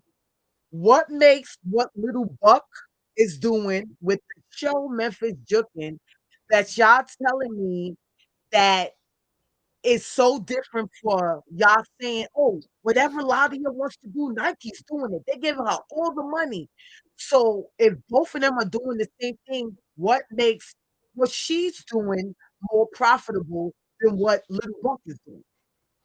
I think it's just a lot of misinformation out there. A lot of people are they might have these different, ideas about like who's getting how much of what, but they don't know. They don't really know what that number is. You know what I'm saying? What Ladia's getting, they don't know what the number is that I'm getting, because that's all confidential information that we both aren't really even allowed to share. You know what I'm saying?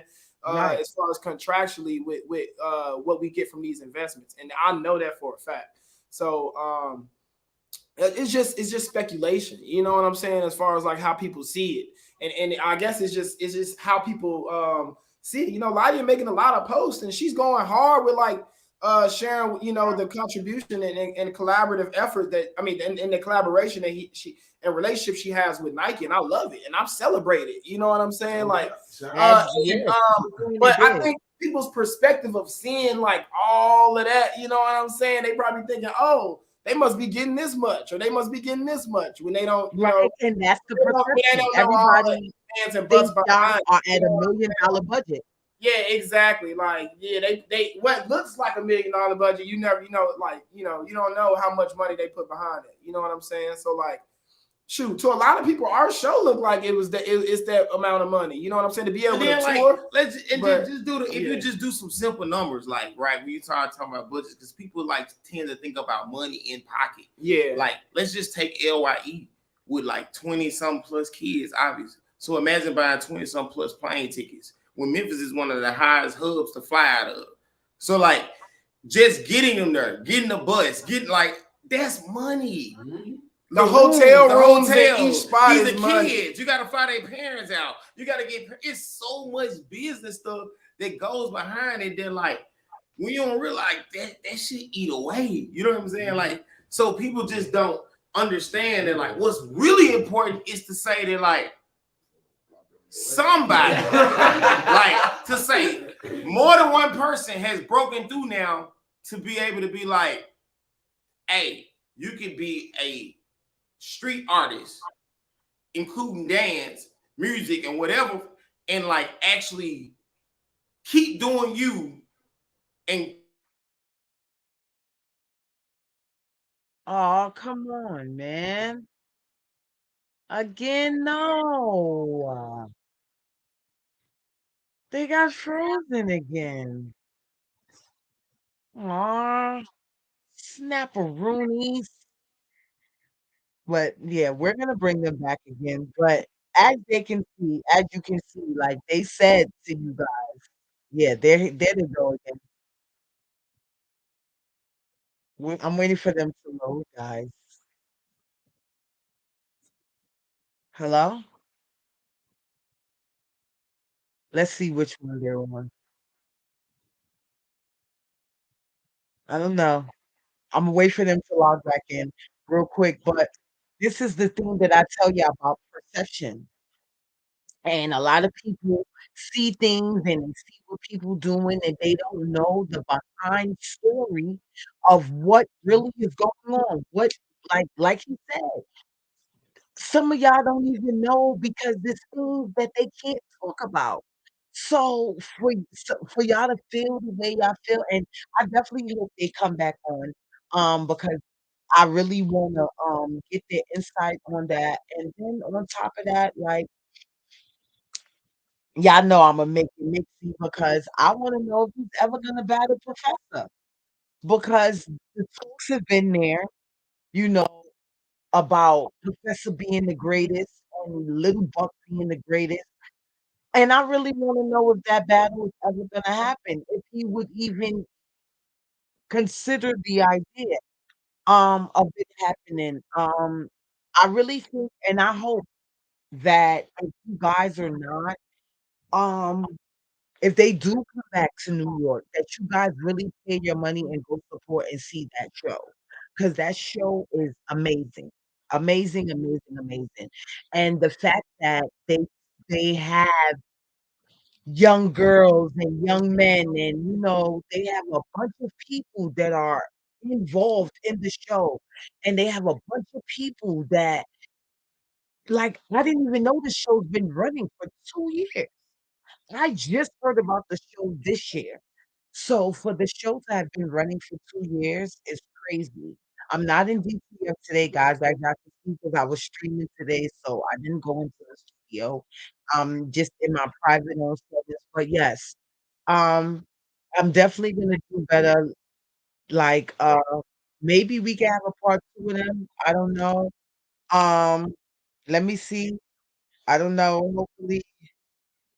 Hopefully, let me text them again. But yeah, I like they're what they're doing is amazing. Um, yeah, I love what they're doing, and the fact that it's the key word what you said to me that triggered me. It was self-sufficiency. They didn't wait for Nike. They put their own money together and got shit up and running. Niggas need to start waiting for people to give them opportunities and get up off your ass and go and make it happen. We keep, especially us, we keep talking about, oh, flexing this and flexing that, flexing this, but who's willing to put their money into investing it? Who's actually willing to say, you know what? I'm not waiting for nobody. I'm going to invest in this and change the outlook of things. Nobody's doing that. So the fact that they invested their own money and they're teaching everyone inside how to become their own boss, I tip my hat to Little Buck. I tip my hat to Dr. Rico. They're definitely making a change. They're definitely doing something. I tip my hat to Ladia Yates. I tip my hat to LaShanti, G-Nerd, A-God, all these people that are making names. And all of these people are people that are in one genre that are creating all these lanes for all of their people. So I charge y'all today, create a lane, bro. Create a lane. Shout out to the bro. Y'all can see it because it's kind of neon. But shout out to the bro for the baby mobile brand. If you ain't pop up, make sure you go pop up. You don't want to miss the wave.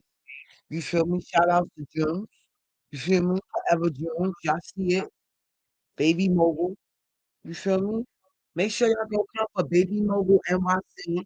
Make sure y'all go add that, add the page. Make sure y'all tune in, y'all tap in. hit up for some product because it's definitely lit. I got mad outfits. You feel me? Baby mobile lit. So yeah, they're about to get back in. I'm waiting for them to get back in. But yeah, like I said, the fact that they're all creating and making a lane for each person to be a boss is amazing. It's an amazing talent, and it's amazing artistry because they're not teaching us as Black people how to become our own businessmen, how to become our own businesswomen, to stop working for other people and create lanes to create the generational wealth. They're not explaining that to us. So what are we gonna do to create these lanes? We're gonna keep waiting for people to create the lane, or are we gonna create the lane ourselves? What are we gonna do? How are we gonna figure it out? But shout out to all the only person I think that wasn't there was a couple of people, but shout out to A God, shout out to Gangsta Ray, shout out to I call him DJ Fly, shout out to Gangsta E, shout out to Center, shout out to Buck, shout out to Dr. Rico, shout out to Jadyn. You guys are changing the face and changing lives as young people. You guys are changing. Okay, sorry guys, you guys keep getting cut off. But I was just admiring y'all. love. We saw it. Yeah, I was just admiring y'all because I said it's rare. Like, even if people want to look at it, you guys are one of the only street dancers, and they're gonna kill me for saying this, but I'm real. You guys are the only street dance right now that are creating super lanes and not just with one person. Like I said, like y'all have A God doing his thing, then y'all doing y'all thing. Y'all have Lavia, y'all have Lafonte, y'all have G Nerd, and who knows a whole other heap of people that are making lanes. Yeah, and I'm gonna say, like, we talk about attitude reflects leadership, and like one thing that like hasn't been said, but it's really real for us, is like on our own level, like we all have shifted our consciousness coming out of like poverty consciousness. We're not in the ideal of like it ain't enough out here for us. We're in the ideal of like there's an abundance in like for all of us. And like it's part of the show. We all actively meditate. We all actively practice like being mindful. Like so like it's part of our culture to be visionary. And we talking about visionary when you ain't have shit to but what was around you that wasn't even worth seeing. So it's like that's what we teach to the next generation. Like, hey, I need you to sit here and visualize how you gonna what's your next move, how you gonna kill this show, how you gonna be a better person. Like, so like for us, that's the realness behind it. It's our energy. Like we know this manifestation of our energy and how we treat ourselves and how we treat others is what the real long tenure of success is. So it ain't gonna make no sense if it's just Book his whole life and nobody else is there. Then like, nah, like you haven't fully did the star power. Like to fully be a star for us is you have to embrace your own light and create spaces to give people the same opportunity. Wow.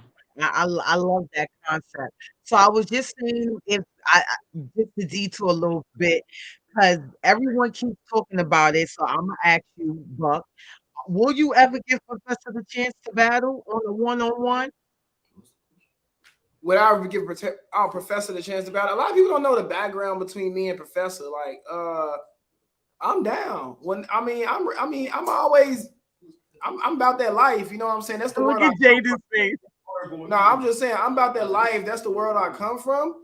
But my thing is, it's not that, and I love the battle world so much. But my mentality is like in a whole nother space now, other than just battling. I ain't saying I won't battle. I'm just saying like I'm too focused on like the empowerment shit. Like I'm gonna always train and do my thing, but as far as like focusing on like let's try to, let me try to set something up where I'm battling Storyboard P. Like I'm prioritizing my time to like giving right now because it took so long for me to be able to give it on at this level. You know what I'm saying? I was out there struggling as a dancer in LA for about, I don't know, about 7 years before I really learned how to actually invest into myself to invest for others. You know what I'm saying? It's like I said, there's so much I had to learn the hard way. So like it's been like it's been about over 10 years since I started my career in dance. It's been probably like 13 years, and now I'm just now getting the chance to help build platforms to help other people. So like it's been a long time, you know what I'm saying, of me on that grind. So I just want to focus on like being able to, you know, and that shit is a battle add too, value in other people's, and that's a big battle in a whole other world. But to make it short and sweet, I'm down to give them rounds at any given moment. You know what I'm saying? That's what I know that's what you want to hear. I know you like fuck all that other bullshit. I'm down to give them rounds at any moment. I'm ready for any motherfucking who want it. You know what I'm saying? I got you. That's what I'm talking about. So but all of y'all, I do respect so even though I know P don't fuck with me, I don't fuck for that's why I asked. That's why I asked. No disrespect. I'm gonna keep it a buck. But I'm gonna tell you this on some real shit though. And I'm gonna leave it at this. I'm gonna leave it at him for you to ask him these questions if you ever get to talk to him. This, me and Professor all the time. Well, I'm gonna tell you like this: a lot of people get a one-sided perspective of everything. I still respect P to this day. As a street dancer, can't nobody take shit away from this man and what he's done for the culture and for what he's continuing to do as an artist in general. I think he's one of the most amazing, incredible movement artists that's out there right now because he's telling stories in a way that that's just unapologetically himself. You know what I'm saying? And I think that's what being an artist is all about. You know, and he does that at the highest level.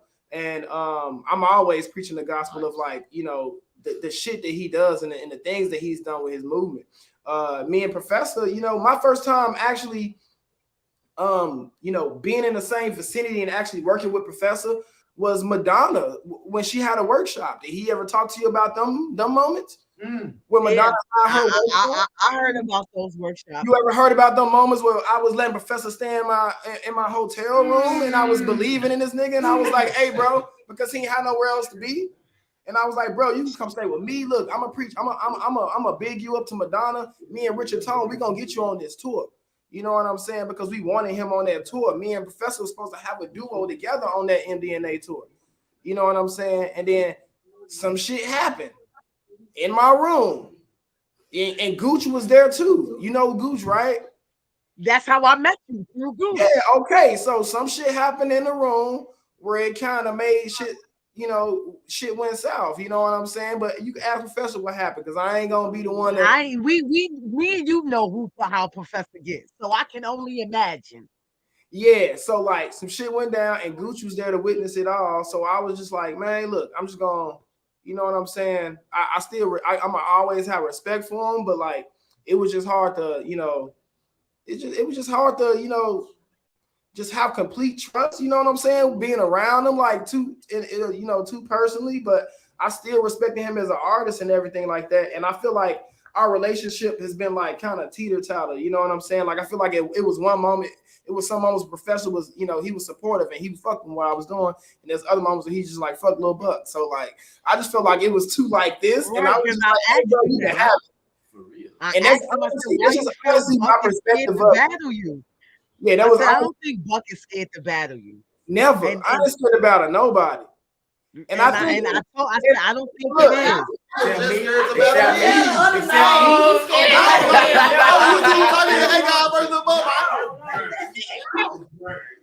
These folks so burnt. Nah, but for real. Yeah, but for real. No. Serious. Dead serious. I'm gonna tell you this. No. Since we talking on the subject, hold on. I'm gonna tell you this too. Another thing Professor was mad about was that Alicia Keys hit me up to do the award show with her when I did that award show that I performed with her on because P was in a music video with her. Yeah, he had just did the music video. So listen, who would you be mad at if is it me who controls who Alicia Keys brings on board with her? Am I calling Alicia saying F Professor put me in this award show? No, y'all know this shit don't work like that. So why people get mad at me? You know what I'm saying? So like the thing is, I have my own relationship with Swiss Beats and Alicia. I love and I support, and y'all see by example. And that's what y'all, that's what the flex world with any world. Y'all see how I come show love. You saw how I was in the hood and I was dancing and parlaying with everybody, and I keep that's just my natural energy. You know what I'm saying? I'm never taking away from nobody. I'm too busy giving. You see that as an example. You see what I'm doing already. I'll never be nobody to try to take shit away from nobody, especially P. You know what I'm saying? Somebody I still to this day got respect for like, for him to be able to be like, you know what I'm saying, getting mad or, you know, trying to blame me for like Alicia reaching out to me to do the award show, you know what I'm saying? That was one thing. I don't know if a lot of people knew about it, but he was definitely putting it out there like that. You know what I'm saying? Like I saw him do a New York Times interview talking about that. And you know what I'm saying? Yeah. It was crazy. My ear was ringing with that. Yeah, exactly. So that's what I'm saying. Like, come on, and no, everybody know me not to be that guy. So like, I ain't got shit to prove to nobody. But as far as if anybody want them rounds, I ain't running from them. And that including you, fool. I'll battle your run the music, nigga.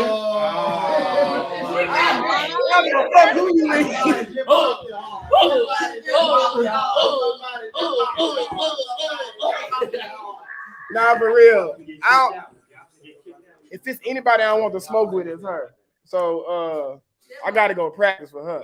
But P, yeah, whenever. I want to see that. What about you, Jadyn? If you could battle anybody, who would it be? Repeat the question. I said I'm gonna go around the room. Jadyn, if you could battle anybody, who would it be? Come on, yeah, speed it up. I have no idea. He want to battle me so bad. Man, when I'm older, on some shit. Probably your crazy ass one of these days. I don't know. Everybody want to battle, but we really didn't. What about you, Gangsta E? I would probably say, I love She Street. I would love to battle She Street, and then I would also love to battle. I think her name. Hold on. Dang, what's her name, y'all? I don't know. Ooh, nobody know. Lottie a motherfucking Yates. Yeah, I love to battle Lottie for sure. But She said, what's her name? that's if she want to battle. She like, what's her name? What about you, DJ Fly? I ain't gonna lie. I'm really like, I'm kind of like Buck when it comes to this. I'm really kind of out of the battle culture. You know what I'm saying? And the last time I battled somebody, who was, you know what I'm saying, supposed to battle me, he didn't battle me. He walked off the stage because he knew what was gonna happen. So yeah, that's not a battle. You know what I'm saying? In a battle, two people stand there and they receive them rounds. Don't give a round and then walk off stage. You know what I'm saying? I just kind of stand far away from it. I guess if I'm just name anybody though, I don't know. What about you, A God? Man, All of us are really done with that. I don't even know. Really, I guess Lil Dram. Oh, nah. Dram? Yeah, Lil Dram. What about you, Sina? Sina? Lottie Yates. Sina said she I wants wanna to smoke battle like Lottie. Straight. I've been telling her she don't want to do it, but I'm gonna get her to do it one day. Garbage. Yeah. What about you? What is it? Fuck everybody in that room. Talking about me? Yeah. Everybody. Everybody shut up. Okay, sorry. Who you gonna battle? Gangsta Ray. Nah, I want to battle Jerome too. Man. What about you, Dr. Rico? If you could battle any OG, who would it be? I wasn't even thinking OG. I was, Okay, give me two then. This is the problem. I got a long list because, like, for me, like battling it is the ultimate like show. People that watch it, they're gonna improve. The culture is gonna grow from what we put out there, right? But I could honestly say the one person in the world, if I had to put him at the top of the list, and it's out of complete love and what I want to do with footwork, is King Charles actually. Oh, that's a good Chicago footwork. Yeah, that's a good one. That's actually a good one. And I'm not gonna lie. That'd be a dope one. I'm not gonna lie. I've actually battled everybody I wanted to battle in my career besides Buck and Lil Dram on some serious shit. Yeah. But like right now, I don't know if you know who he is. Clout Factory. I definitely want to kick your ass. I ain't gonna lie to you. Damn. You heard it yourself. You heard it yourself at Fess Up with Peaches, Cloud Factory. Jadyn want to kick your And ass. it's only because I beat MP3 already. Hey, real quick, we can smoke anybody. We can smoke anybody though, like for real, for real. So if niggas really want to get serious, if niggas really want to get into it, set it up. Know what I'm saying? Get to it. Let's get active. Damn. If it really gotta happen like that, you know what I'm saying? But yeah. Because people don't call each other out in like battles on some in-person type shit. I'm gonna tell you who I want to battle though. No, Who you I want to battle?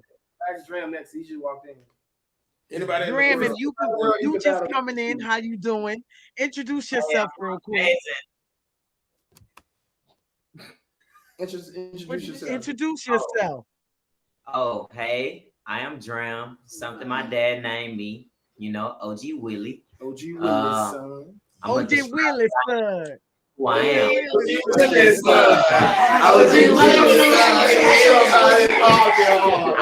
Alright, so look, yeah, T4 dug a whole lot of that. You know what I'm saying? Yo, but anyway, look. I am a spiritual being having a human experience. That's all I am. I do a lot of things. It's getting crazy right now. You know what I'm saying? I'm not just a joker. Okay, so I was asking them if you could battle anybody, who would it be? Any dancer in the world right now? Any dancer in the world. It ain't gotta be. You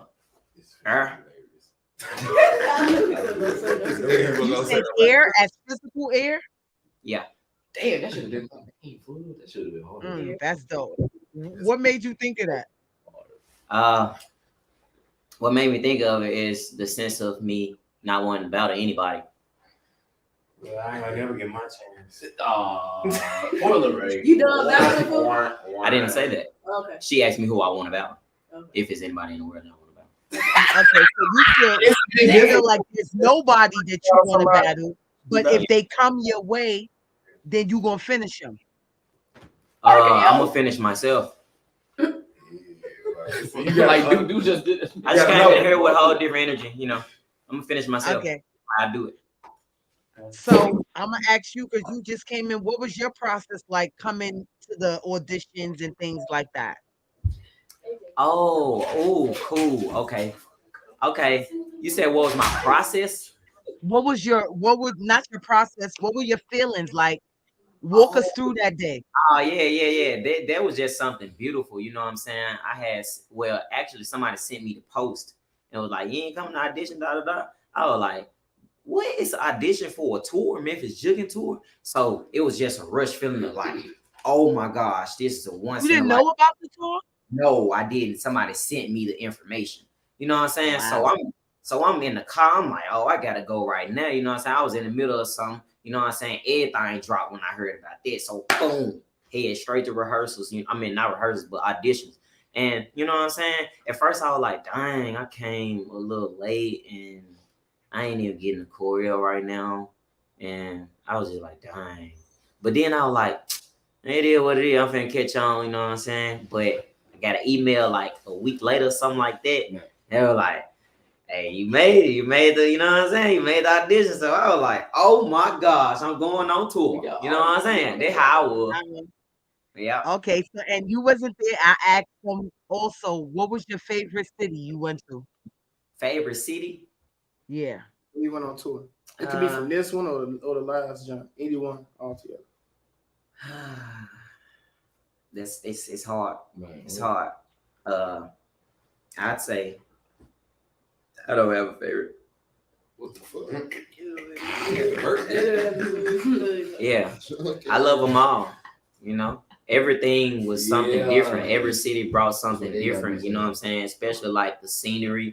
You know what I'm saying? Especially Big Sky, Montana, like in the mountains and stuff like that. It was like crazy. You know what I'm saying? Everything got its different vibe. You know what I'm saying? And yeah, I just love all of it. So if you could describe yourself in one word, what would it be?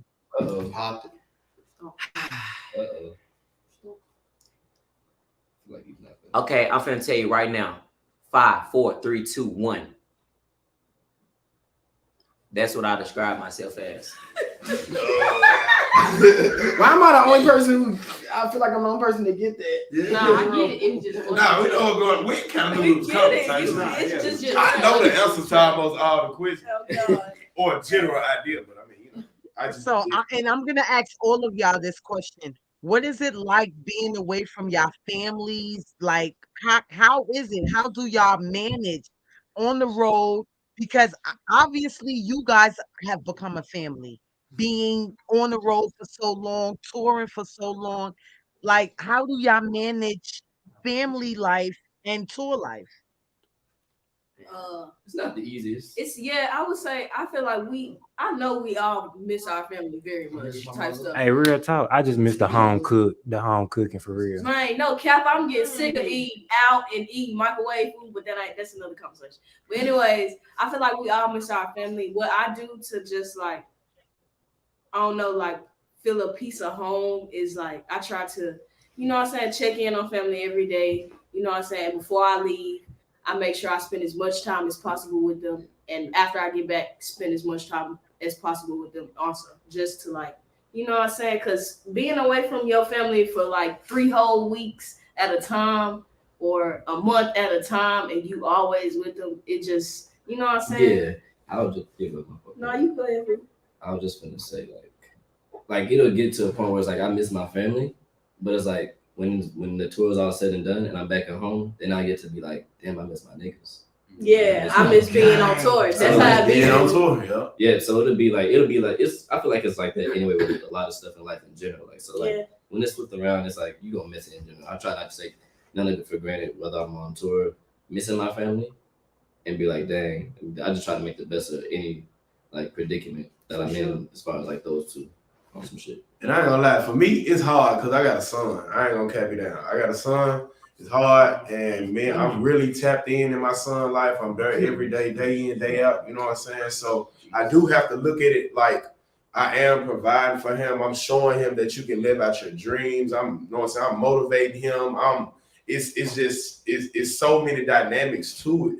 I just have to look at it that way instead of looking at it like I'm ready to go to the house. I'm ready because, like they say, as soon as we get on that plane to go home and we not touring no more, it's like, man, I can't wait to go on tour. I cannot wait to go to these other cities. I can't wait to go and express myself and have fun.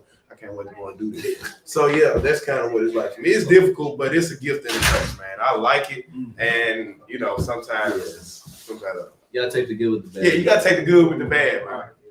How do y'all juggle if anyone's in relationships? How do y'all juggle relationships and touring?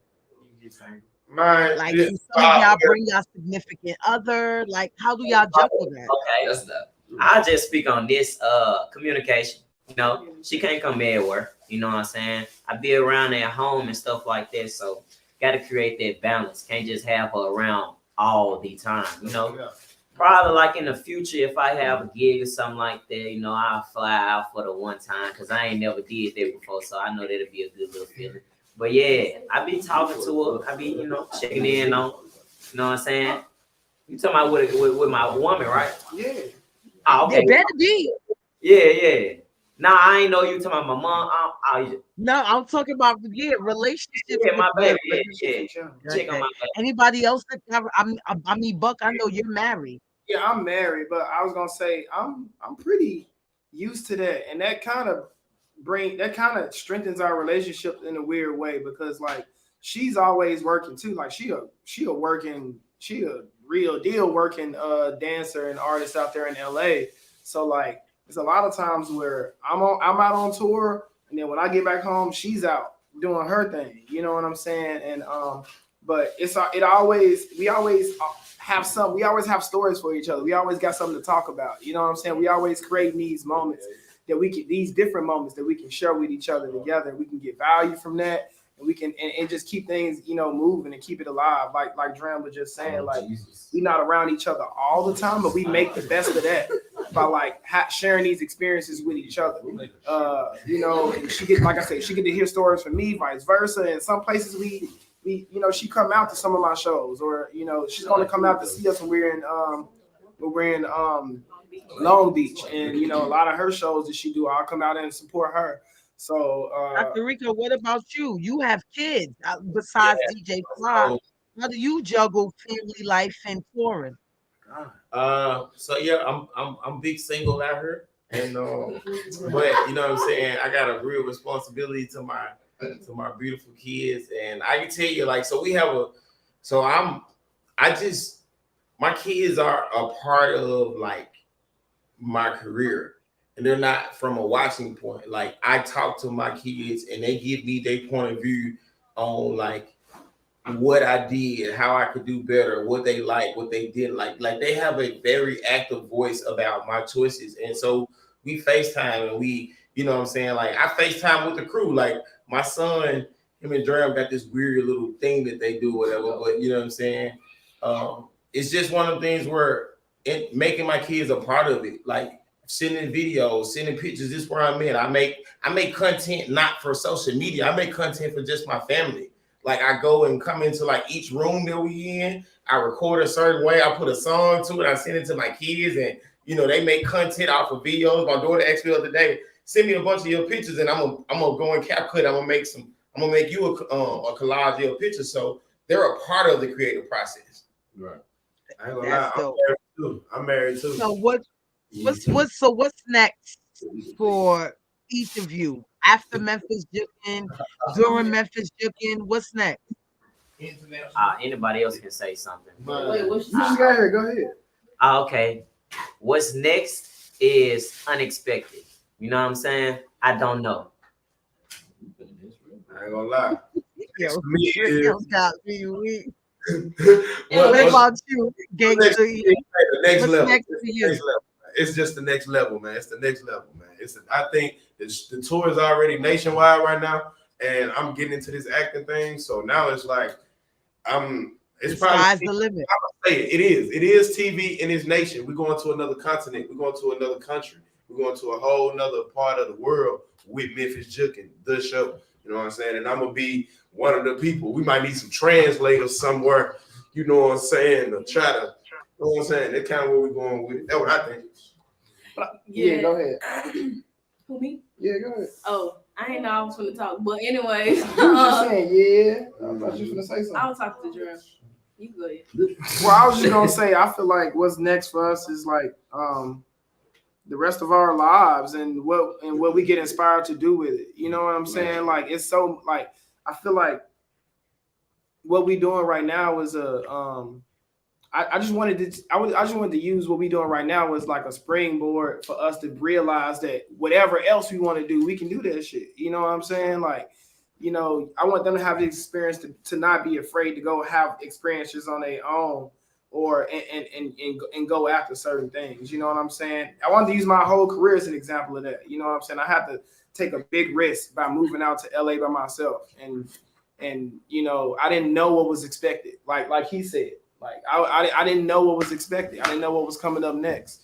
And but I had to keep going, and I had to just believe in myself. Whatever happened for me, I had to believe in that. I did have goals, you know what I'm saying, that I want to meet, but you know, those goals are always going to change. So everything we're reaching for is going to always elevate and change. The more we get older and have new goals, and do we get to set. So like I feel like like I said, what's next is whatever we want to make it. Like, this dude went from cutting hair, you know what I'm saying? He went from to designing his own stuff, you know what I'm saying? To like making his own clothing line, you know, to he just letting himself do whatever comes to his mind. You know what I'm saying? Look at this mind. Y'all better step up.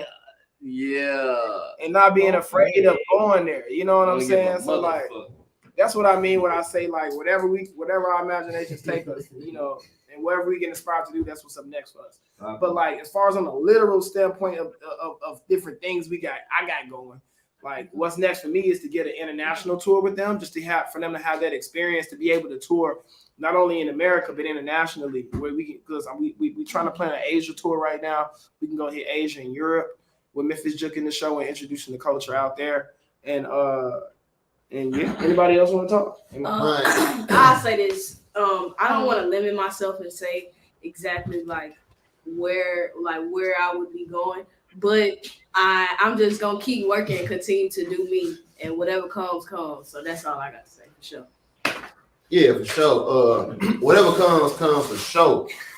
But the Session 4 and Leroy Arkansas, that's happening this year. The National Queen of Juking Tournament, first one ever, that's happening in December. Stamp it. And So whatever if you else comes. If you see us do that, stamp it. Stamp it. My last question to y'all before I let y'all go, because there's a stigma, especially with street dance, about I don't know why people feel like their street dance is so sacred that when people branch off or take certain things from other styles, it's like a whole beef. So what do y'all say is like, how can I put it? What advice can y'all give to the street dance world? Because y'all I know juking is integrated with a lot of other different street dance styles as well as a lot of other styles. What can y'all say to the street dance world about that? Get some motion, bro. Oh my God. Get some motion. Nah, seriously, get some motion. Put your head down, put the hard work, and get some motion. It ain't going down. It's real shit though. So like, what I would say is that, and like we are in a world where like so much is talked about with cultural appropriation and dance and different things. What I would say is that like, if you real, then you're gonna talk about who inspired you, and you're gonna give credit openly. Give credit. You know what I'm saying? Like, I like that answer. And then, with that being said, like, it is difficult to be a creator and to see somebody taking something that you created and getting motion when you didn't get it. You know what I'm saying? And it's not coming to you, right? But like, that's one of the things about if we can just like for a moment shift our perspective and see art and say that like,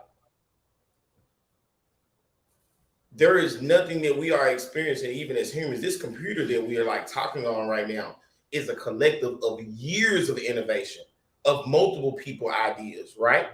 So it's like, fight and always be an advocate for what your community did and who influenced your community. And at the same time, like, see the bigger picture that like, at the root of this, we still are pushing the art of like dance, but the art of human connection through dance. Because ultimately, like, none of us would have a style if we didn't learn to connect through the dance style. That was a dope thought. Seek knowledge. Are you so are you said Asia, are you guys thinking, because I'm African and I think that would be dope if y'all go to Africa. Yeah, I think that would be really dope. Yeah, so I say Asia and Europe because like I think those are the markets that are asking for us to come right now. And I just want to give the opportunity where it's you know that's coming. But we definitely been thinking about I mean, I've definitely been thinking about, you know, going to places like that because myself, I've been to Malawi, I've been to, you know, I've been to different parts. I've been to Senegal. I've been to different parts of Africa, and I also and I know like they'll go crazy over some stuff like this out there too. Trust me, my family is originally from there. Like I'm not African American. My parents, I lived there before, so I know. And I know that will be a great experience for everybody. So I think that's definitely coming up soon. Like I said, for this tour, I got big plans, and I'm gonna always elevate. So like. That's definitely in the plans. Going to Africa for sure. And it's African. We have Africans, people from Kenya, some Memphis Kenya. Kenya. People from Africa who follow us and active juking. YouTube is crazy out there. Crazy. So to wrap it up, I just want everybody to just, if you could talk to your younger self out there, what would you tell that person? It don't matter who goes first. Save your money. Your younger self. Everybody go at one time. Y'all talking with them. Yeah, I'm gonna go at one time. Save your money, bro. Save money, live better. That's all. Oh, Take care of yeah, I was just saying, for sure save money and just think about your action. I think about the outcome of your actions before you do it, for sure. That's a nice one. Right, get your big head. Leave them girls alone. Hey, hey, for real, my real answer though is stay focused. Like whatever it is you want in life, stay focused. I would tell myself to stay focused. I got distracted a lot by things that I don't even do anymore. I was wasting my time. I was literally wasting my time. And yeah, so just stay focused, man, and save money for sure. I would tell my younger self, I would say, go to therapy to process some stuff that you didn't know that you probably shouldn't have went through, like and seen, from the deaths around you to everything about drugs in the street. Like so that you can like not be a victim to your traumas. Because like once you learn to like get past it and really build their self-worth, and you get past people please, you get past even maybe like some of the other habits that happen, depending on how you, if your trauma might be that you fight, you get in that fight and flight mode, you ready to fight. You know, so you can't control your anger. Like I would tell my younger self to go to therapy, do that inner work, because then like I know that like I would have already done so many more things and touched so many more people. Sure. Yeah, shout out to Rico. That was dope. I would tell my younger self to live, you know, because well, just me being young personally, you know, I kind of had to grow up very fast, you know what I'm saying, from like my mom not really having things like that and my dad bringing me in and was like, you're going to work, you know what I'm saying? And that caused me to build a sense of independency, you know what I'm saying, within myself, within how I move, just period. And I would tell myself to live more, enjoy more, you know what I'm saying, and not be so focused on 5, 10, 15 years from now. But I'm not saying it's not important to do that, you know what I'm saying, because it is definitely essential to build a foundation for yourself, you know what I'm saying, especially when you have family, especially when you have like, well, me personally, like a little sister who just lost her father, you know what I'm saying, family who really reaching out to me like, Dram, can you do this for me? Dram, can you do this for me? You know what I'm saying? You know, I can't just be like, nah, you know what I'm saying? But I definitely say just live more, love more, you know what I'm saying? Work more, you know what I'm saying? Stay focused, stay driven, you know what I'm saying? Just elevate. Like not even just on no type time where it's like, I want all the money, I want all the cars, I want all the women in the world, I want all these materialistic or temporary things that don't hold true value, you know what I'm saying? Because the longest relationship you're gonna have is with yourself, you know what I'm saying? So connect with God more. I tell myself that at a young age, because it's been a lot of distractions in my life that has thrown me, you know, for a loop, you know what I'm saying? And I just come back, it be a full circle where I come back and have that realization moment, look in the mirror and just tell myself, you got this, you know what I'm saying? I have to reassure myself a lot and just put in that work, you know, with myself, you know, care about myself more and not just care so much what other people think. I say this, growing up as a child, you're definitely like adapting to everything that's around you. You know what I'm saying? You'll be influenced by this person that'll mold you in this certain way. And I just tell myself that, nah, dog, like you got this, you know what I'm saying? You are you know what I'm saying? You are us, you are the world. What you do matter, you know what I'm saying? So I just with hurting people, with like influencing people, you know, that's why I move how I move now, because at a young age, it was just like, just influenced by a lot of stuff. So now I'm at a point where it's more free, you know, and like that's why I respond how I respond to the questions that you ask, because it's free, you know, not just so focused on here, like it's just free, you know. That's why I say growth is unexpected. I love you. Love you too. Go ahead, Cynthia. You could tell your younger self anything, what would it be? I tell them, man, you know who you are. It's not really. What about Sina? I tell my younger self pretty much what Gino said, stay focused. Like Start worrying about other folks' opinions. Worry about your own opinion. Still please. I'll tell myself to prioritize your willingness to give.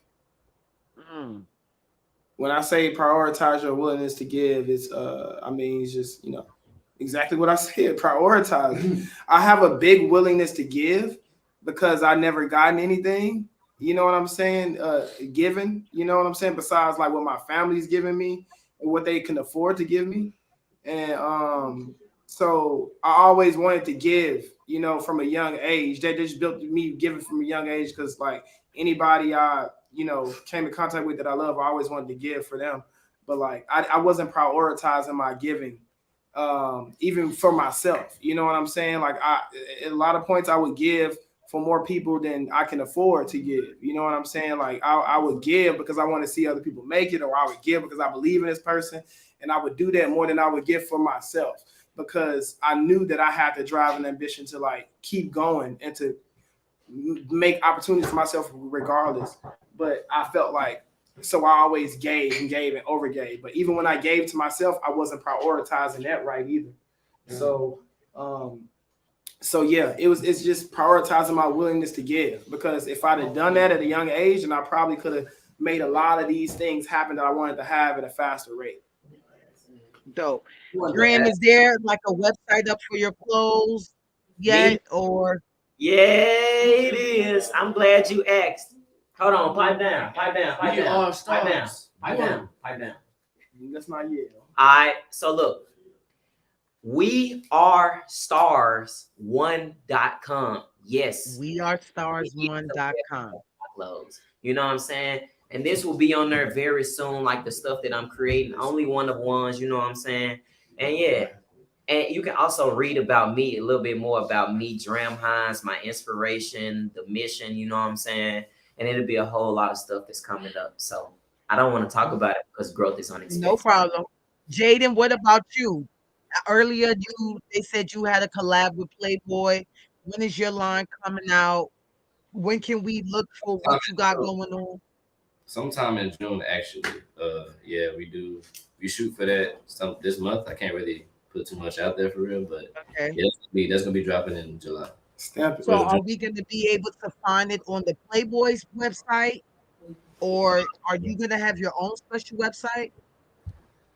We haven't really talked about it yet. I'm pretty sure all the stuff that I'm promoting is gonna be on the Playboy website for sure. Definitely. Absolutely. Okay. So it was such a pleasure talking to you guys. Thank you guys so much for talking with me and taking time out of you guys' schedule. I love the show, man. It was so dope. Like, are you guys coming back to New York, or hopefully that was your last show in New York? Well, we don't know yet. Hopefully we get to come back. Oh, for this run, that was our last show. But when we book for the next season, when we start booking where the beautiful thing is I'll be in more contact than ever before with the booking agency that's a part of this tour. So like hopefully we can come back to New York if New York wants us back. So all you gotta do is tell them that you want us back. I'm gonna make sure of that. I'm gonna let them know. But y'all keep grinding, man. Keep Memphis on the grind. Keep Memphis on the book. Y'all definitely doing y'all thing. Shout outs to the young people, man. That y'all can be doing anything in the world, but y'all dancing, y'all doing something positive, getting money the legal way. You feel me? And that's what it's all about. Being a positive role model for the ones to come after y'all. Well, thank you for creating this platform. We appreciate you for having this platform.